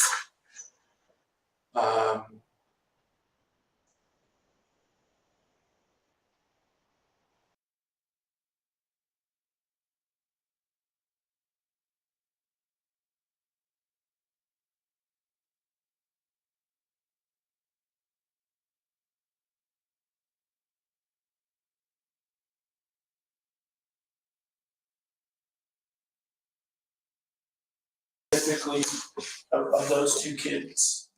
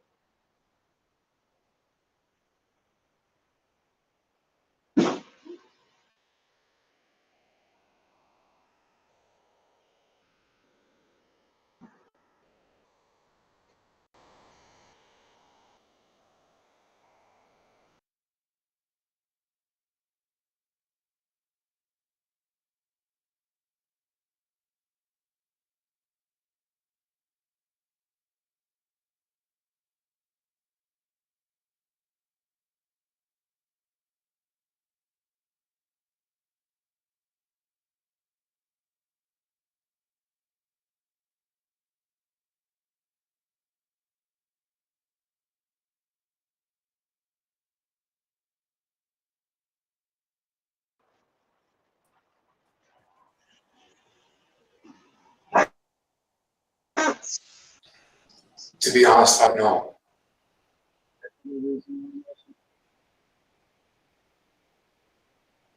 Four children are 2 older children. A shock to investigators. If there were 4 Frankie children still living at home, that meant they weren't just missing Julie, but another one of Russell's teenage sisters, Abby. Before launching into a frantic search, the detectives decided to finish talking to Kevin, hoping he could give them an idea of where to look for the girls. As the conversation went on, though, Kevin's story only got stranger. Who's this female Jody that your wife was? Do you know a female named Jody? She is a therapist and a life coach, and she's. Do you respect her? Do I respect her? Yeah, I think she's a very honest, truthful person. Yeah. Is your wife a partner of hers? Is your wife a roommate with her? Your kids are living in her house, is what I'm trying to say. I'm not aware of that, but I know that they've been in business for the last year filming. So every week a podcast goes up and I listen to it. What's the name of it? Connections with an X. This would explain the film set discovered in Jody's house. As it turned out, Jody and Ruby both had a significant following on Instagram and YouTube. Jody was a therapist, and her accounts focused on counseling and family dynamics in alignment with the Church of Latter-day Saints. of which she and Ruby were both members. She called her program Connections and had written several books sharing her methods, and even taught online Zoom classes on the topics of family health and harmony.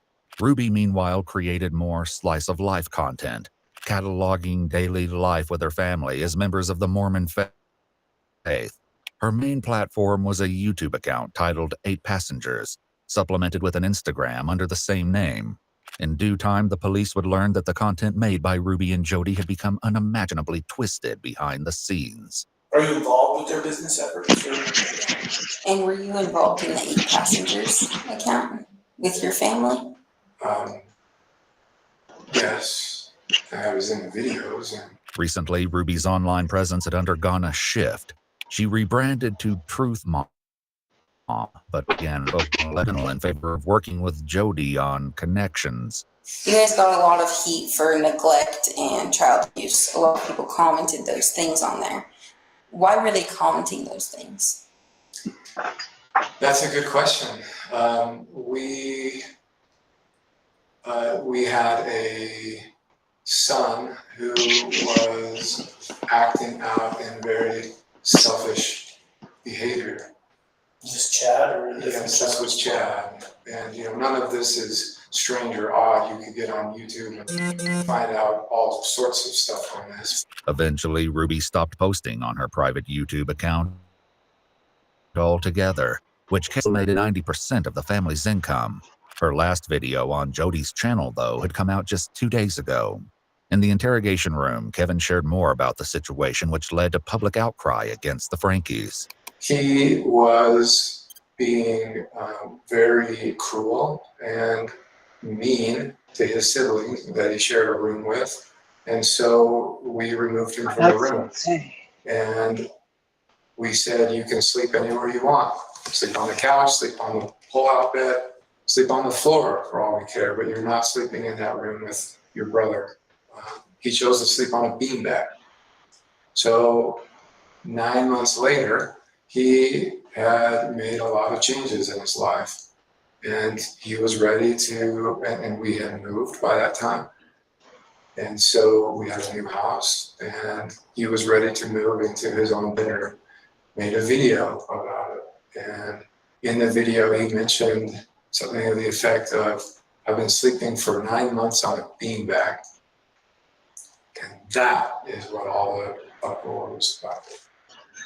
This was Ruby's only run-in law.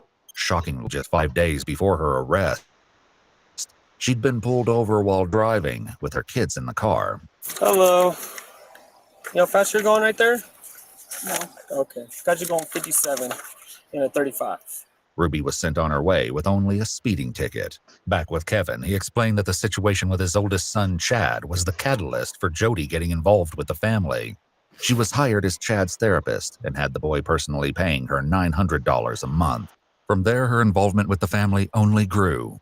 How this could have led to the breakup of the family and the near starvation of 2 of the children was yet to be explored. During your marriage, how was disciplining your kids? How would you discipline your kids? Yeah, I'm not going to answer that question. Are you aware of the physical condition of your children? No. No, I've chosen to trust my wife with the children. That was part of the agreement of our separation. Kevin was about to learn the harrowing consequences this decision has caused.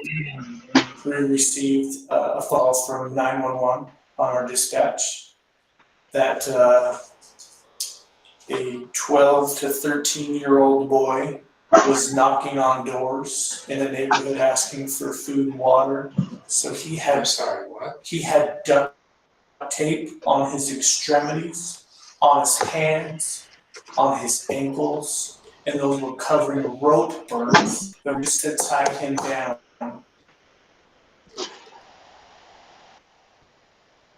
Take a second and think about what I just said. That's the condition of your son.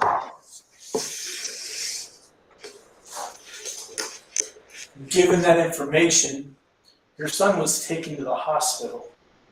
A warrant has been applied and granted by the Department of Child and Family Services to remove both Russell and Eve from your wife's care. Do you understand that?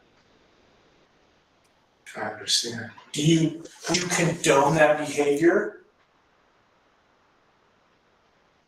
But I condone that behavior.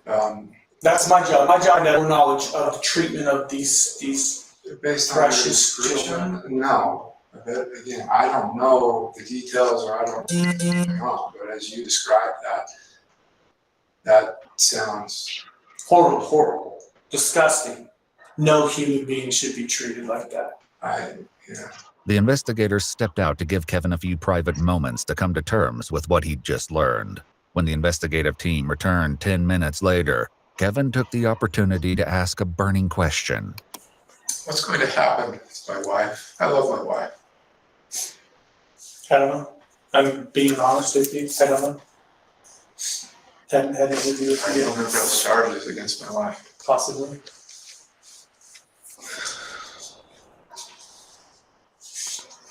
I think given the circumstances, that's highly appropriate, but again, That night, the police decided that Ruby would be booked into jail to await her attorney. Even this, though, failed to get a reaction from her. makes you want to let you know what criminal charges for, so you're under arrest. It's going to be 2 counts, second-degree felony of child abuse or neglect, okay? You understand that or no? Are you okay? I'm wondering if there's like a medical clearance that needs to, like, do you need medical attention before you go to the jail? Okay. Have you ever been arrested before?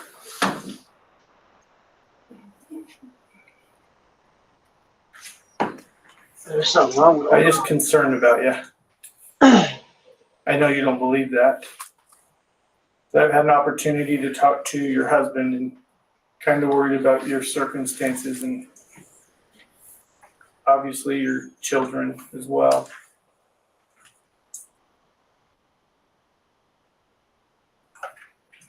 You're sure you don't need medical attention or anything like that? I think old girl is like she's trying to. Jody, too, was escorted to a police car to probably be trying to, transported to jail, process facing it, the you same know, charges. old Still girl, inside the police station, you Kevin learns just- more from the investigators about the children. And so, I mean, this feels like getting run over by a steam truck while you're sharing. You just sat there and You actually tell your car your kids. And I thought I was just coming here to pick up my kids, and for what, I don't know what or why, but. And I was planning on taking them back with me. Everything you're sharing to me just sounds like a made-up story. Like I have no idea what you're talking about. Like, it sounds like a horror movie.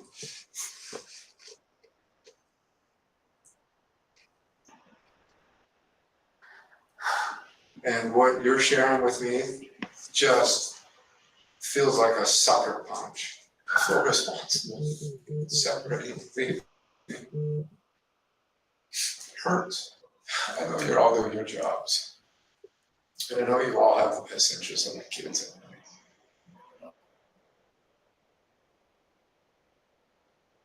mind. I appreciate that. Thank you, thanks. That means a lot. I just want my kids back, my family back, my wife back.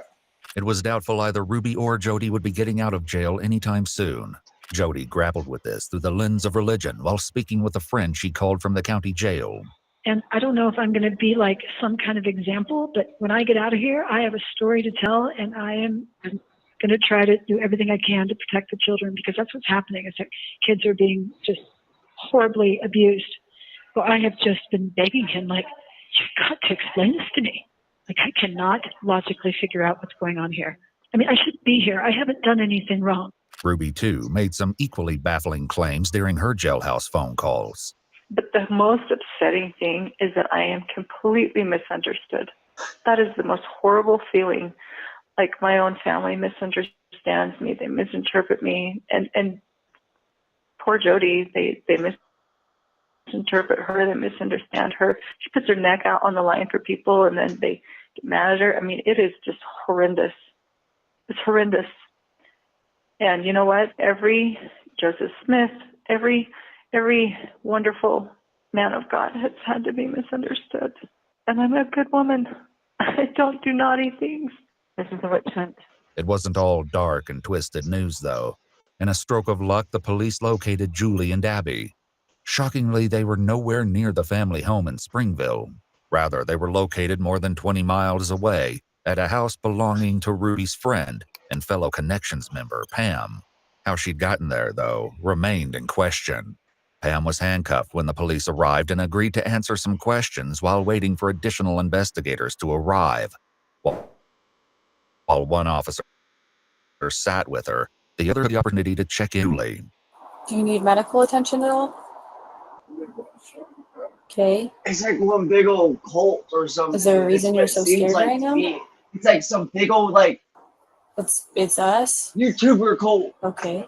But with like Well, some I'm crazy sorry ass if you've had a negative bitches. interaction with law enforcement in the past, okay? Fucking My wild. intention is not to scare you. Do you go to school? Down the driveway, Pam was unhandcuffed when investigators arrived from Springville. She told them that she'd received a call from Ruby asking her to pick up two of her daughters while she dealt with a family emergency. Up until this point, the officers were under the impression that it was only Julie at the house, but Pam clarified that her older sister Abby was also there. Thankfully, neither she nor Julie appeared to be in physical distress like Russell or Eve. Julie and Abby appeared hesitant to go with DCFS representatives when they arrived, but were safely taken into custody to await the outcome of the investigation. The uncertainty over Abby and Julie's whereabouts had been answered, but so many questions remained. First and foremost, the The happened real with question is literally if old girl Jody knows what's going on. You know what I'm saying?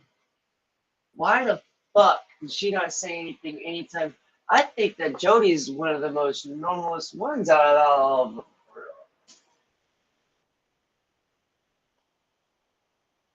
Russell and Eve so fell and traumatized. Evan returned to the police station with I his feel lawyer bad for a for old boy second Gavin, interview. too. The additional details he was about to share were nothing short of astonishing. Have you found the pen papers? The pen papers. So it described all of the visions and trances and everything that Jody and Ruby went into. Would you say it was like 3 inches thick or so, and there were hundreds of pages of written documents. It's something Jody would not want found. Yeah.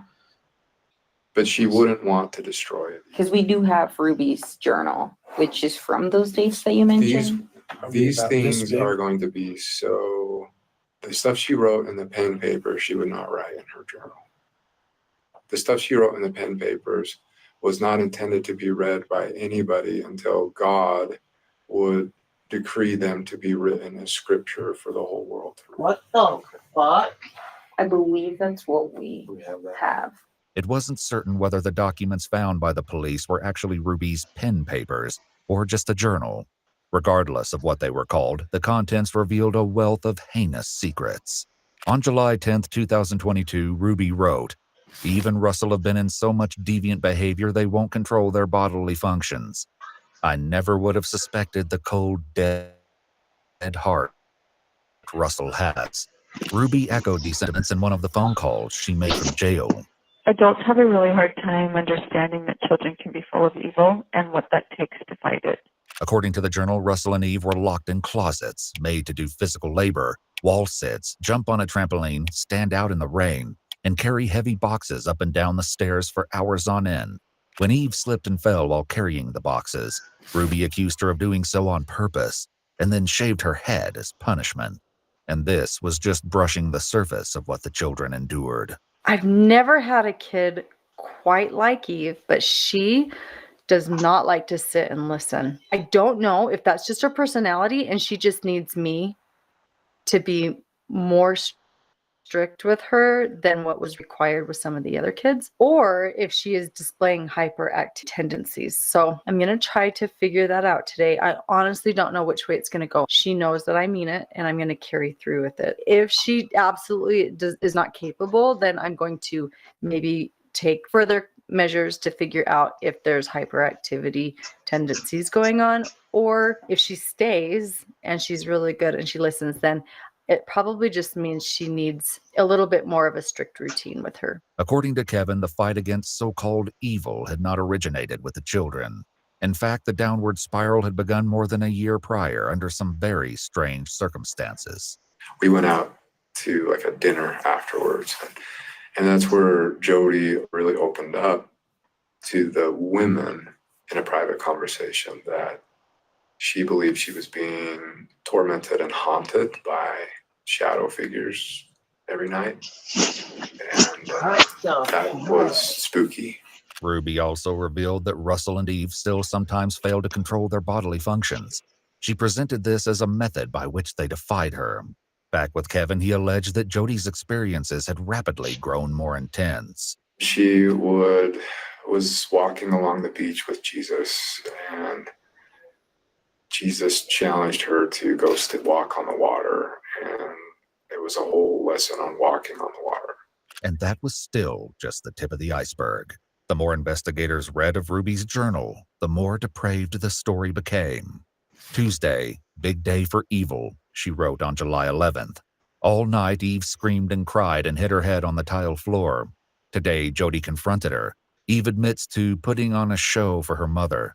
Eve said she wants to be pitiful.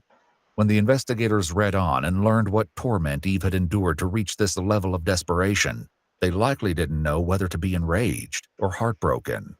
Jody mentioned her experiences with what she called the spirit in one of her jail phone calls. When I feel the spirit, I have two physiological reactions. I get really like shaky, like I'm shivering, like I'm cold, or I feel heat, like I have a fever through me. It felt like I was burning up, and I was just shaking with gratitude. Like, here's your answer. Here's what this is. Back with Kevin, he revealed that while Jody's alleged visions had initially seemed positive, things quickly took a much darker turn, and things changed inside the house. There was a lot of satanic ones. When she would go into possession mode, she would talk in like different voices. It was really creepy.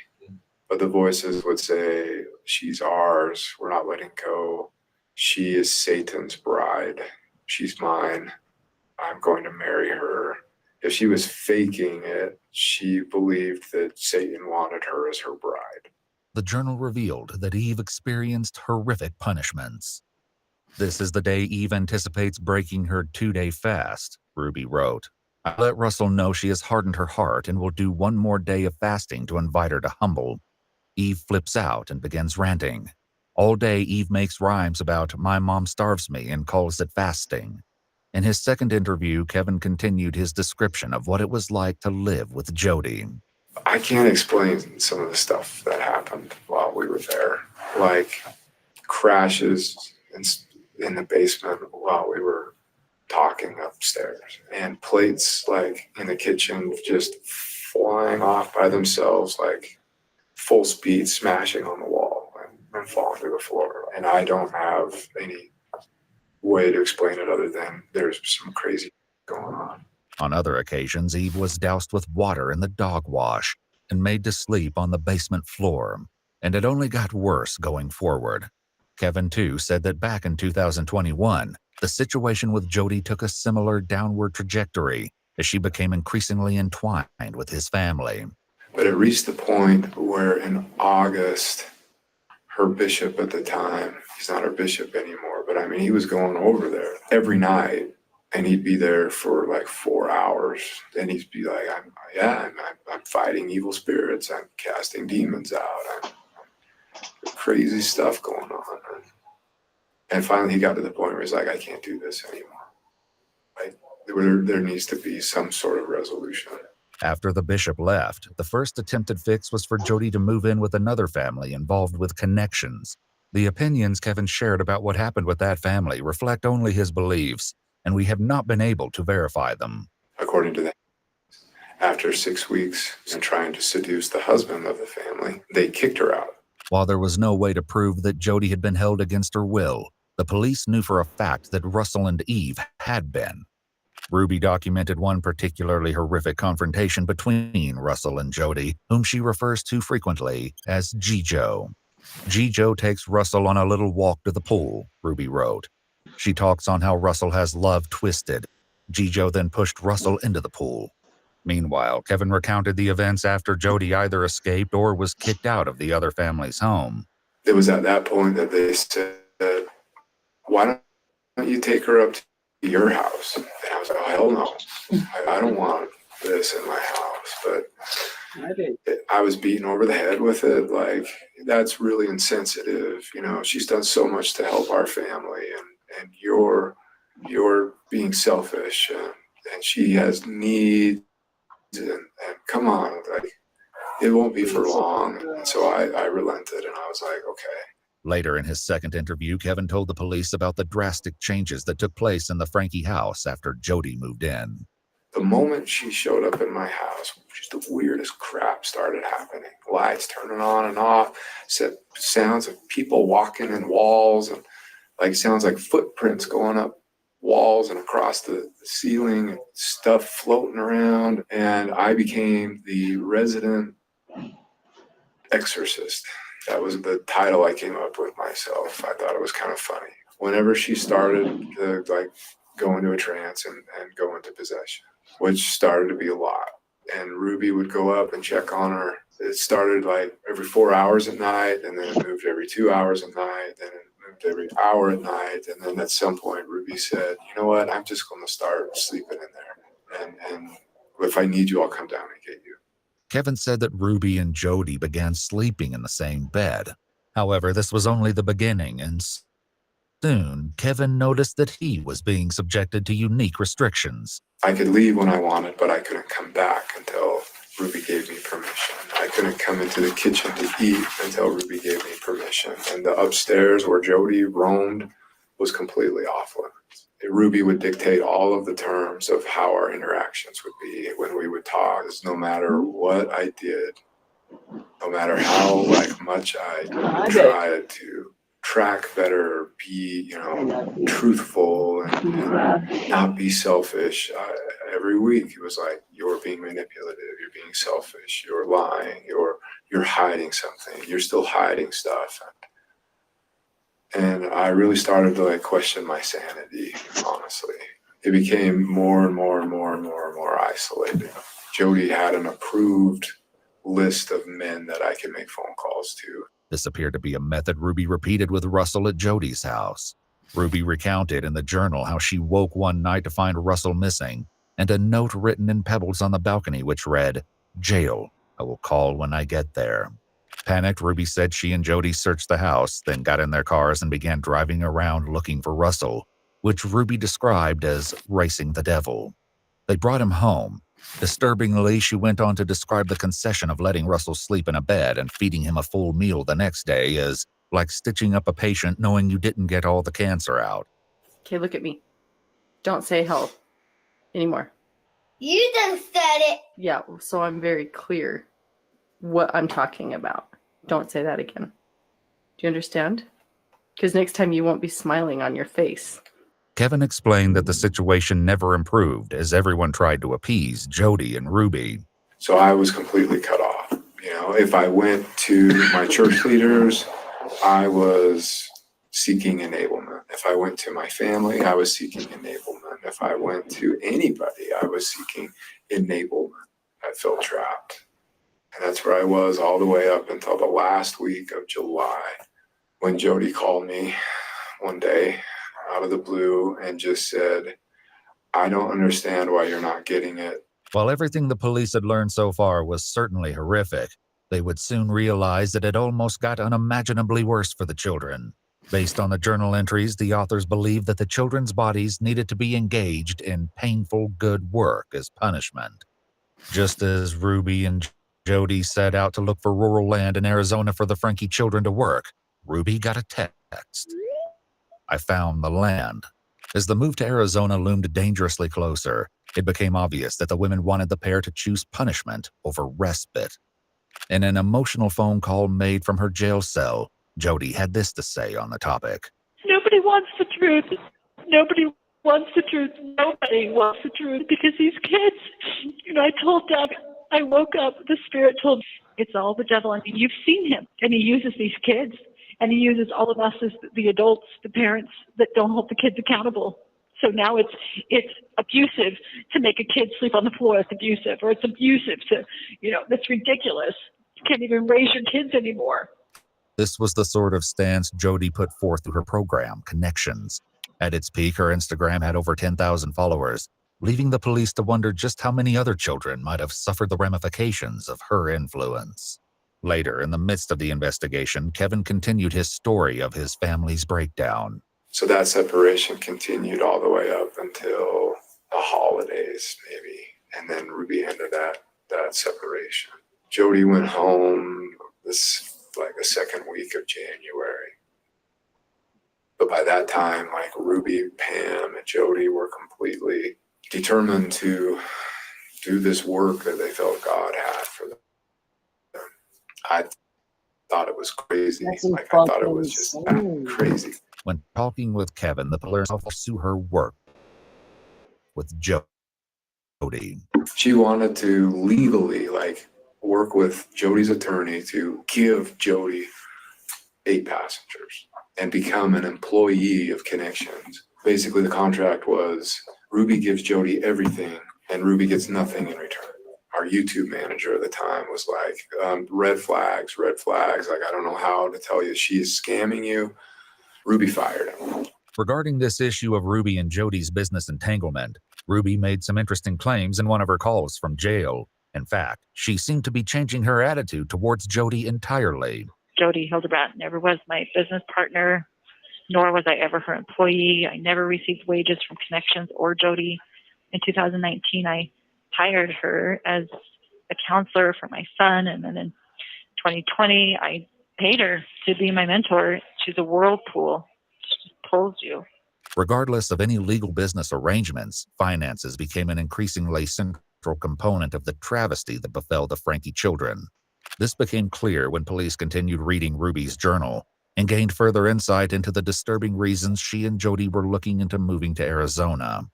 Jody and I took Eve out into the desert, Ruby wrote. She went out into the heat, barefoot. Eve still tried to run.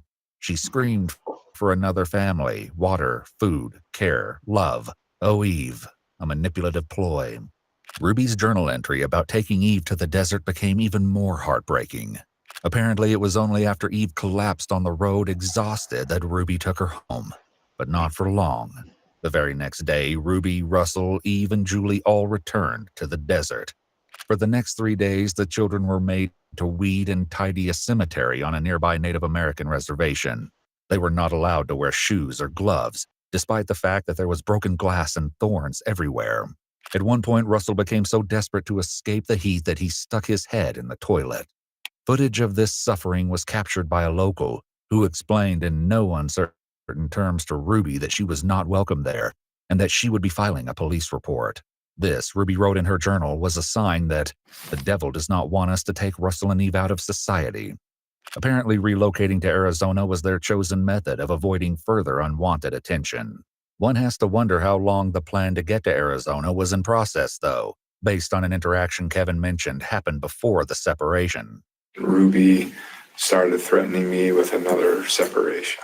And just this isn't about money. This is about doing God's work.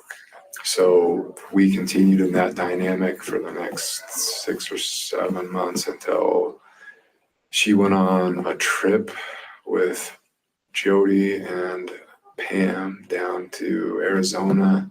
And I think they, when I read her journal, she went into Mexico or something and bought drugs or something, prescription drugs for the emergency kits. And when she came back from that trip, before she even brought the bags into the house, she pulled me in and said, I want to talk with you. And that's when she asked me to leave. And so Kevin left and got an apartment in Springsville. At some subsequent point, Ruby also left the family home for the house in Ivans to live with Jody, where the lives of her children would become a living nightmare.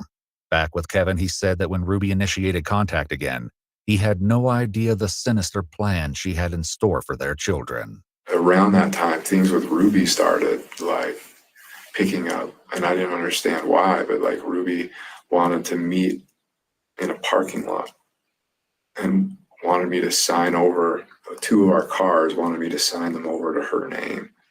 I'm in total compliance mode at this point. Just like, I'm a good husband, you see, you can trust me. Ruby's comments on the journal somehow managed to become even more disturbing. She wrote, "This girl would choose to be shot and die than to humble."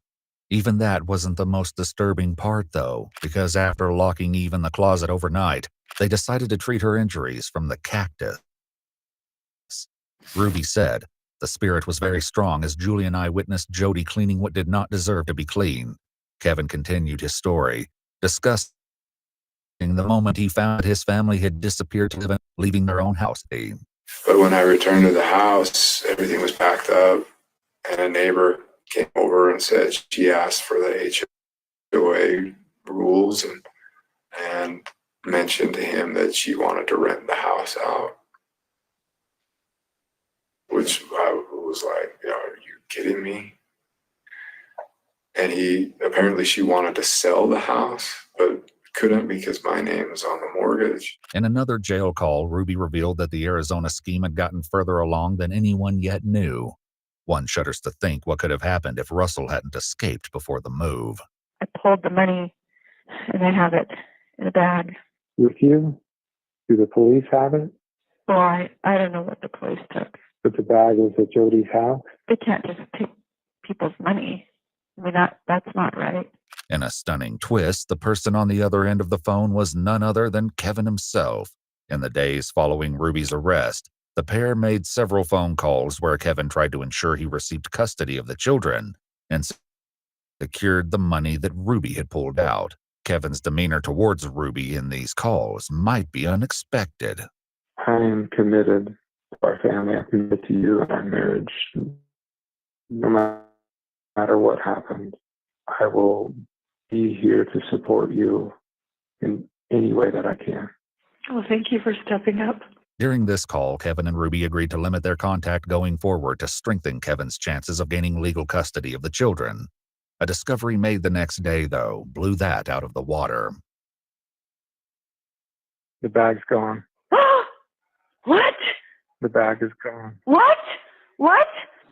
There's no bag. The only thing more shocking than the bag's disappearance was where Ruby had gotten the funds in the first place. Kevin and his lawyer revealed the source of the missing $85,000 while speaking with police. That money, she cleaned out their bank accounts. The kids' savings accounts. Yeah, and yours too, your joint account. Yeah. That's where that money came from. Mm-hmm. So I don't know if you can have, or if I need to have a discussion with the county attorney. Kevin would kind of like his kids' money back. Unfortunately, tracking down the money and attempting to return it to the children would likely become a separate civil case.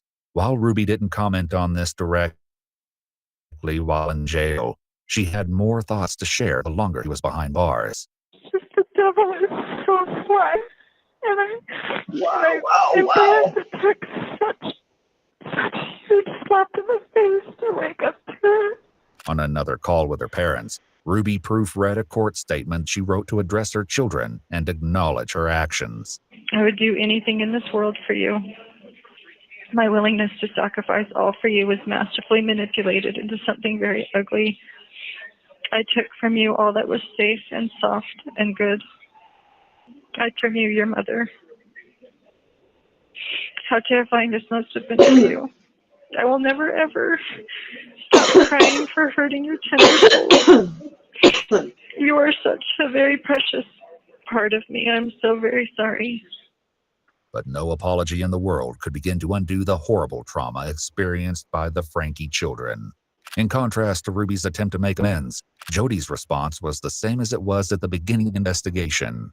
The Lord says that first they'll lay their hands on you and persecute you, delivering you up to the synagogues and into prisons, And the children shall rise up against their parents and shall cause them to be put to death.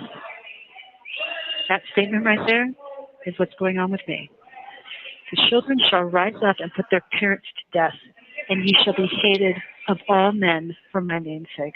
Ultimately, Ruby and Jody were charged with 6 felony counts of child abuse and neglect each. Rather than go to trial, Ruby and Jody pleaded guilty to 4 counts of Good. child abuse. Though their cases were adjudicated Good, separately, fucking they deserve received the that. same sentences. On each count, Jody and Ruby were sentenced to serve 1 and 15 years in prison. The sentences were to be consecutive, meaning both men could be behind bars for up to 60 years, which could be the rest of their lives. Kevin continues to lobby for custody of his children, who were taken by DCFS and placed in foster care. The Frankie's oldest daughter, Sherry, is writing a book about her upbringing and has requested the public respect the privacy of her younger siblings as they attempt to recover. While their current status is unknown, we can only hope that the Frankie children are at long last experiencing the kindness and gentleness that they deserve. Yeah, I hope so. Because they deserve it. Alright, back to the game, guys. Let's do this shit. Yeah. Stop shit. That shit is crazy.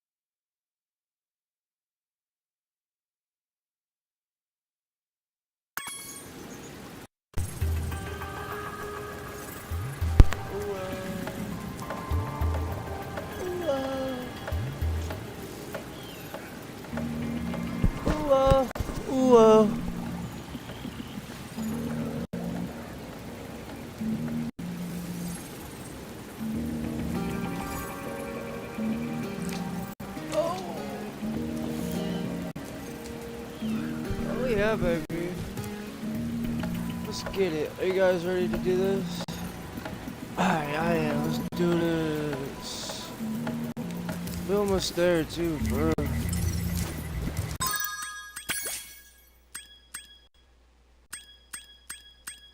Ocean Speedway is at 10%. Lame. I'ma stay. Let's go. Alright, let's get back to this shit. Alright, guys. Where should we hit? Where should we go next? What's it looking like? Come on, jump in here and talk to it, boy. Where should we go next? Come talk to your boy.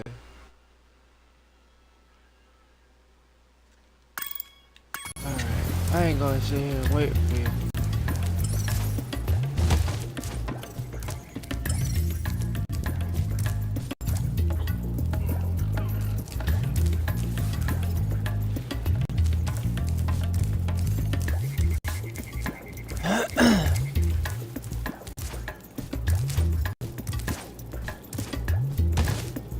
I remember what I was supposed to be doing actually.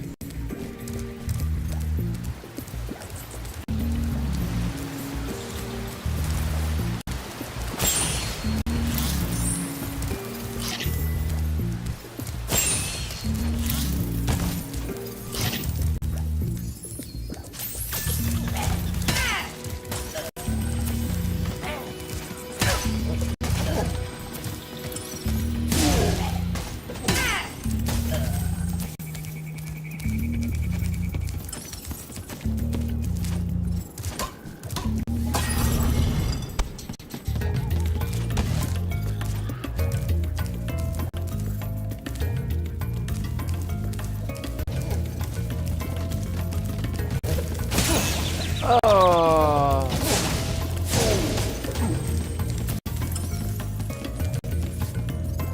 Alright. Come on.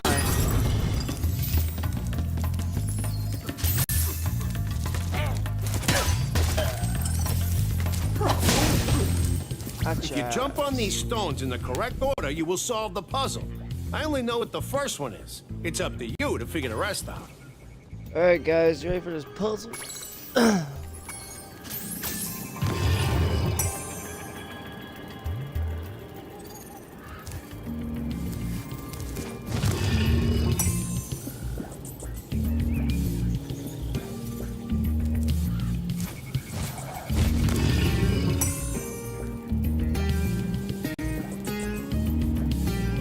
Oh man. Which one do you guys think it is? Oh man.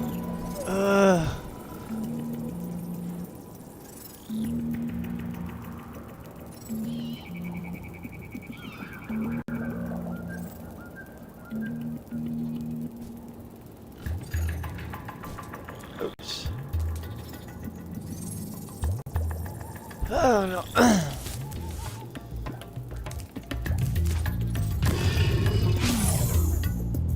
Let's start over.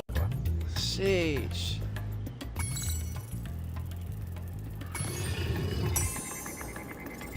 Alright.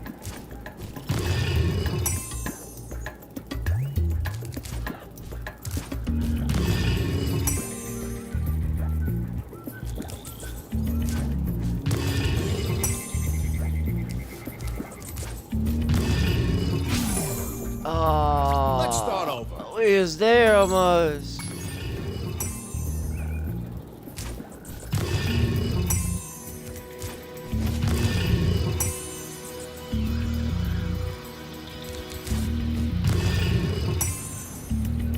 Alright.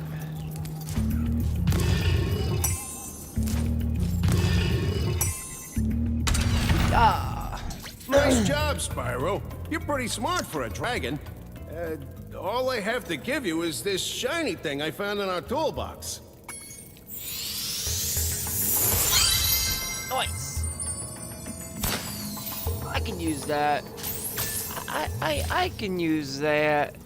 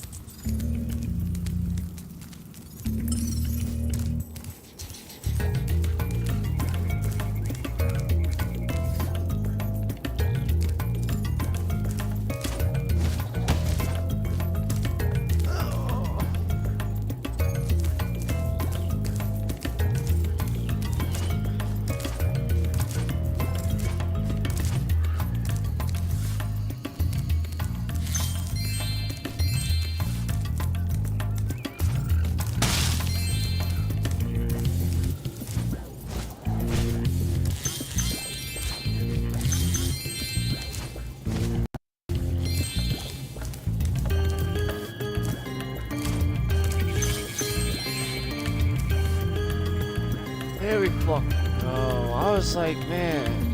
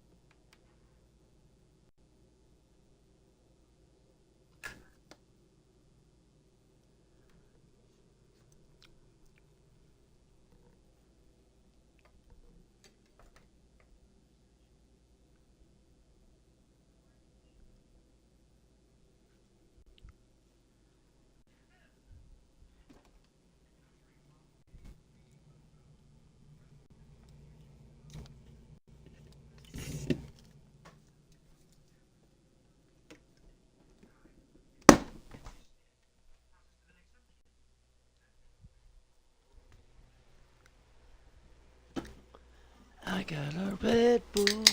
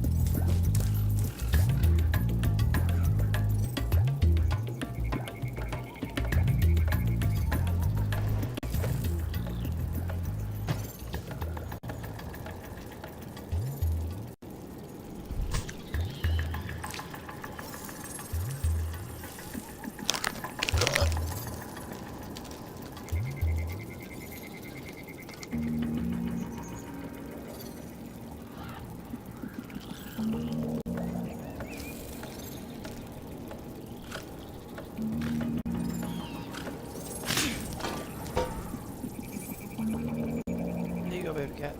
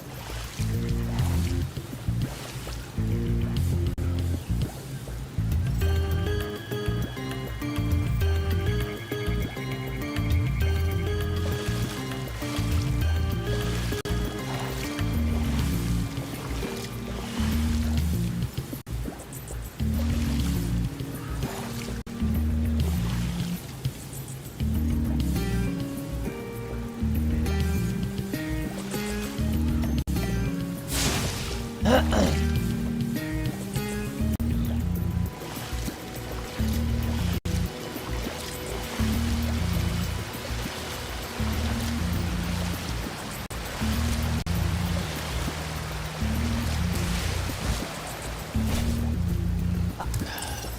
is annoying.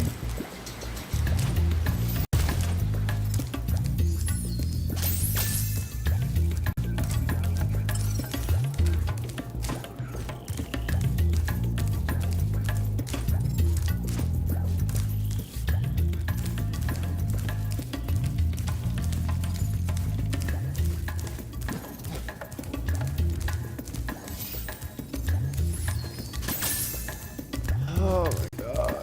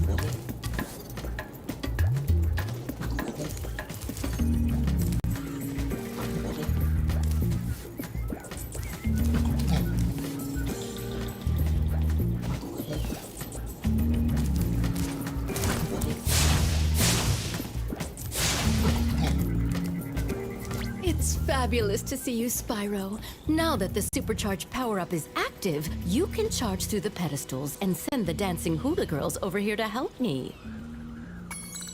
Okay. What time?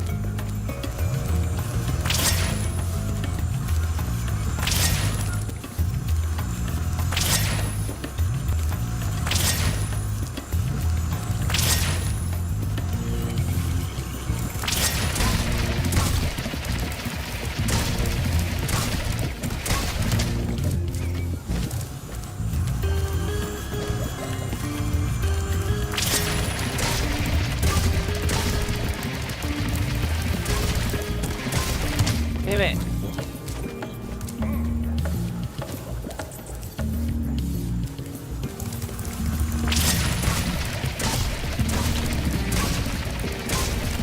Got it.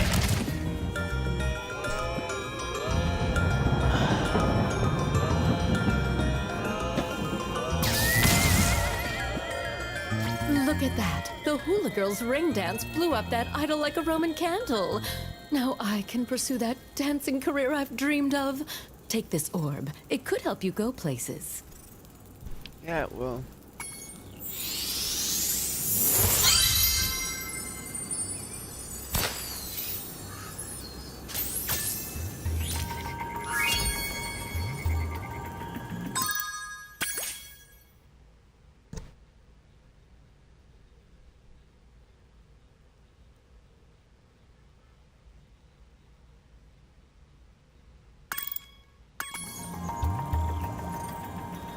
Oh, there's a sun.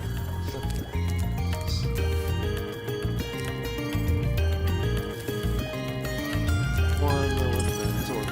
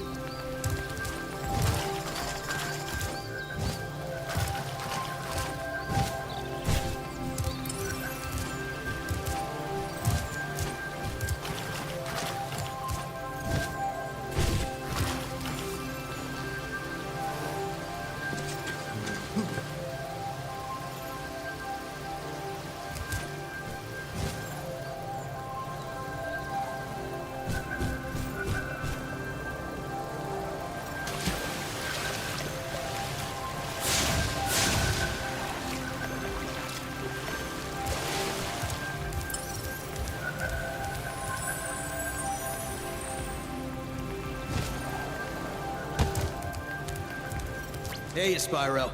Ripto smashed.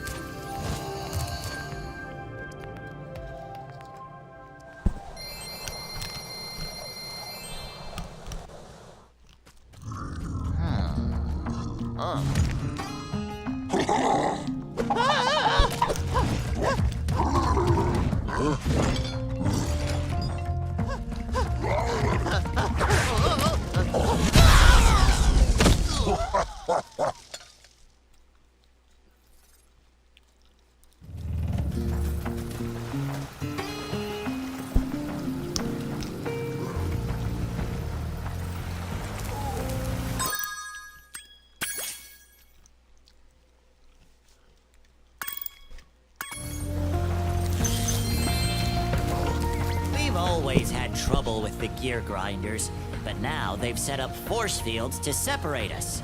If you find diodes, you can use them to turn off the force fields. I think there's a diode ar- Oh.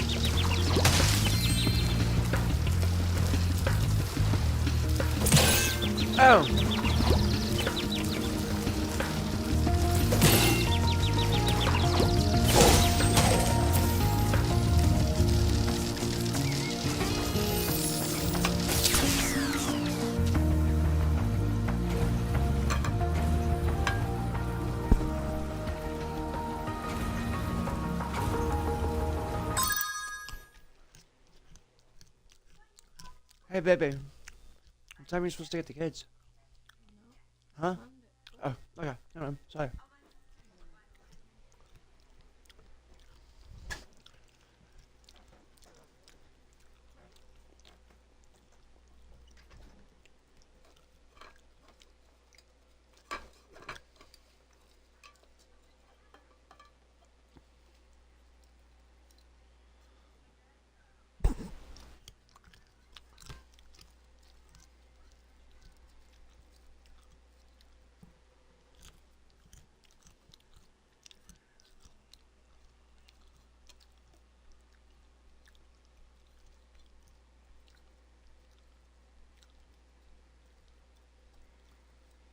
Yep.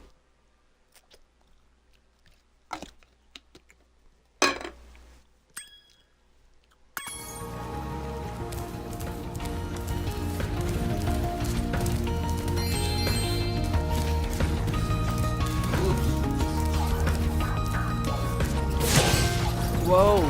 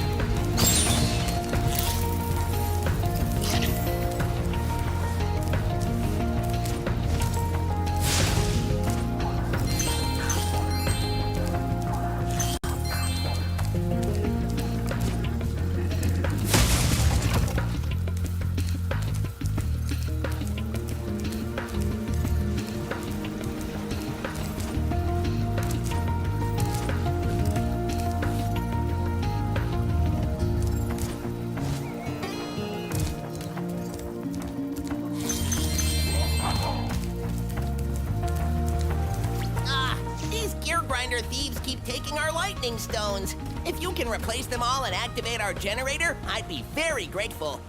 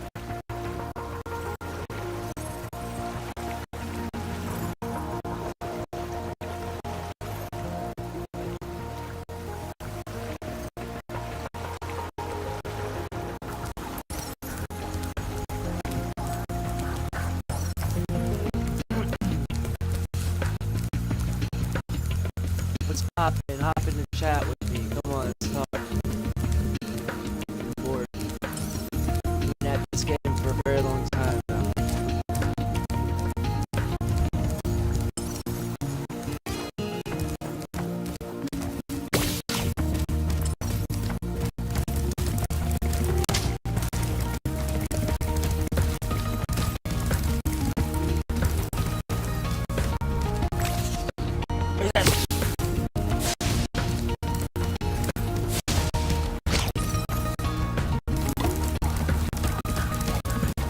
He's getting on my damn nerves.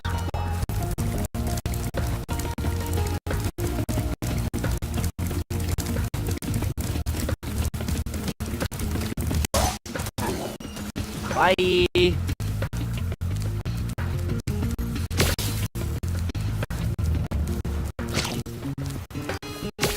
Ah. Ah.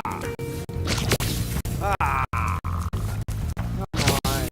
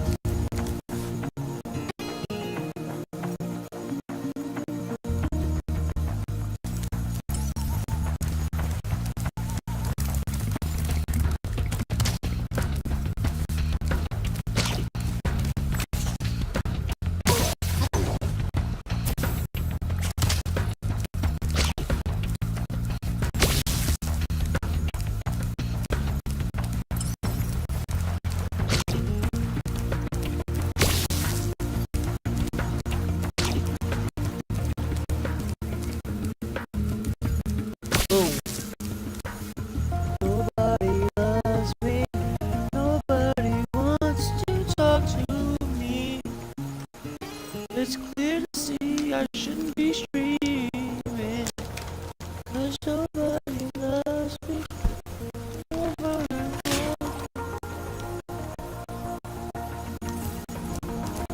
like moving. I'm a young man.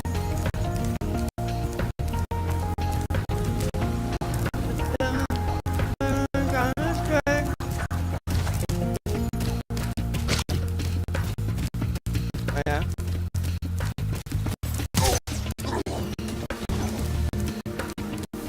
Yeah.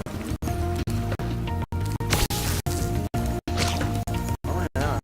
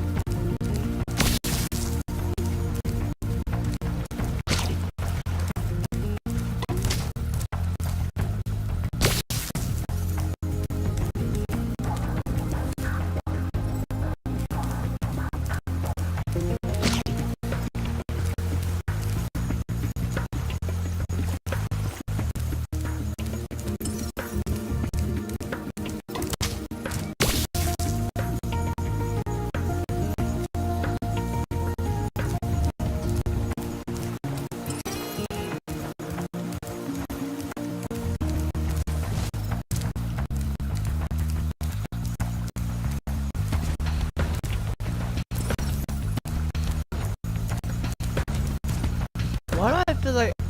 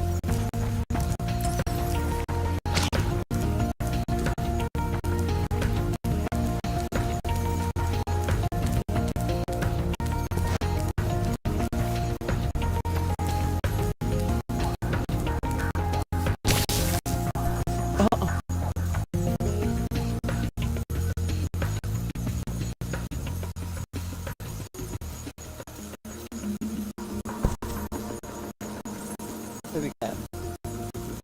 You're sitting up.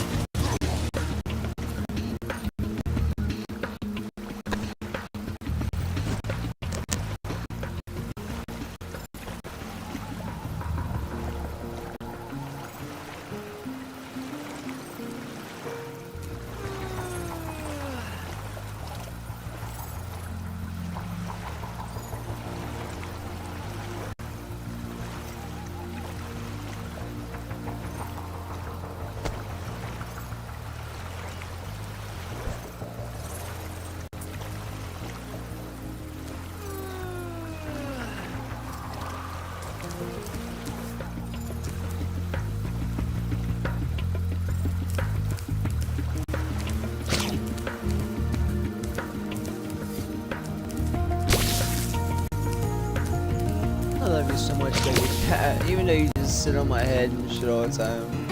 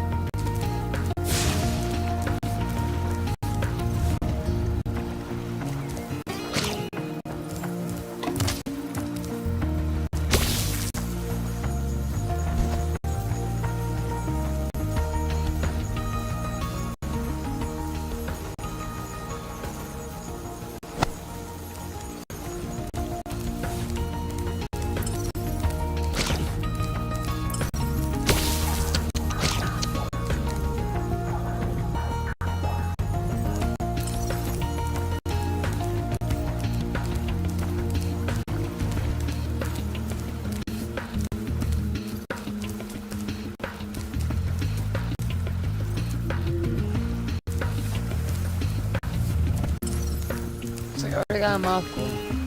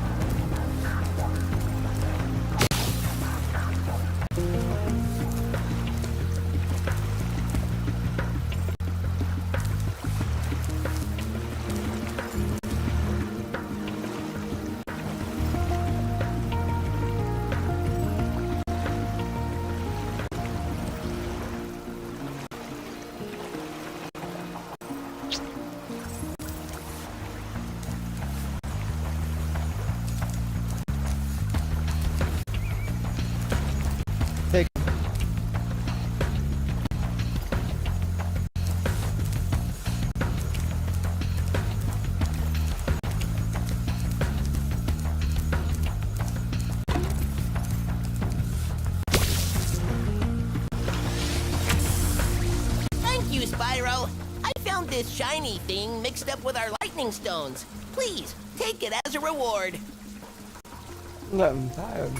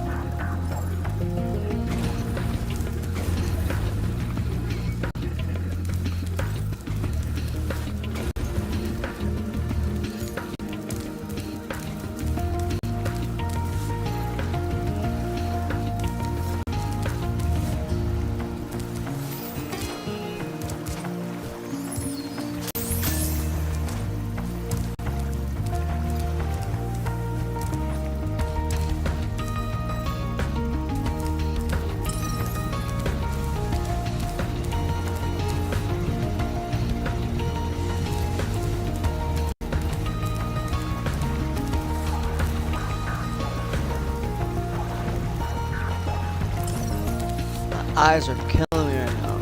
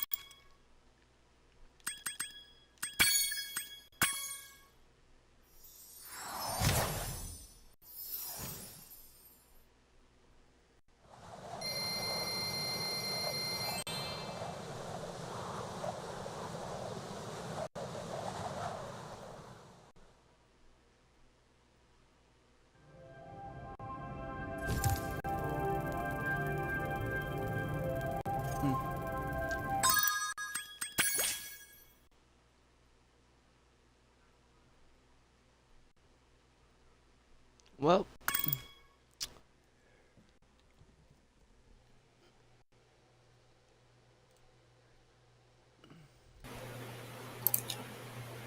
Well,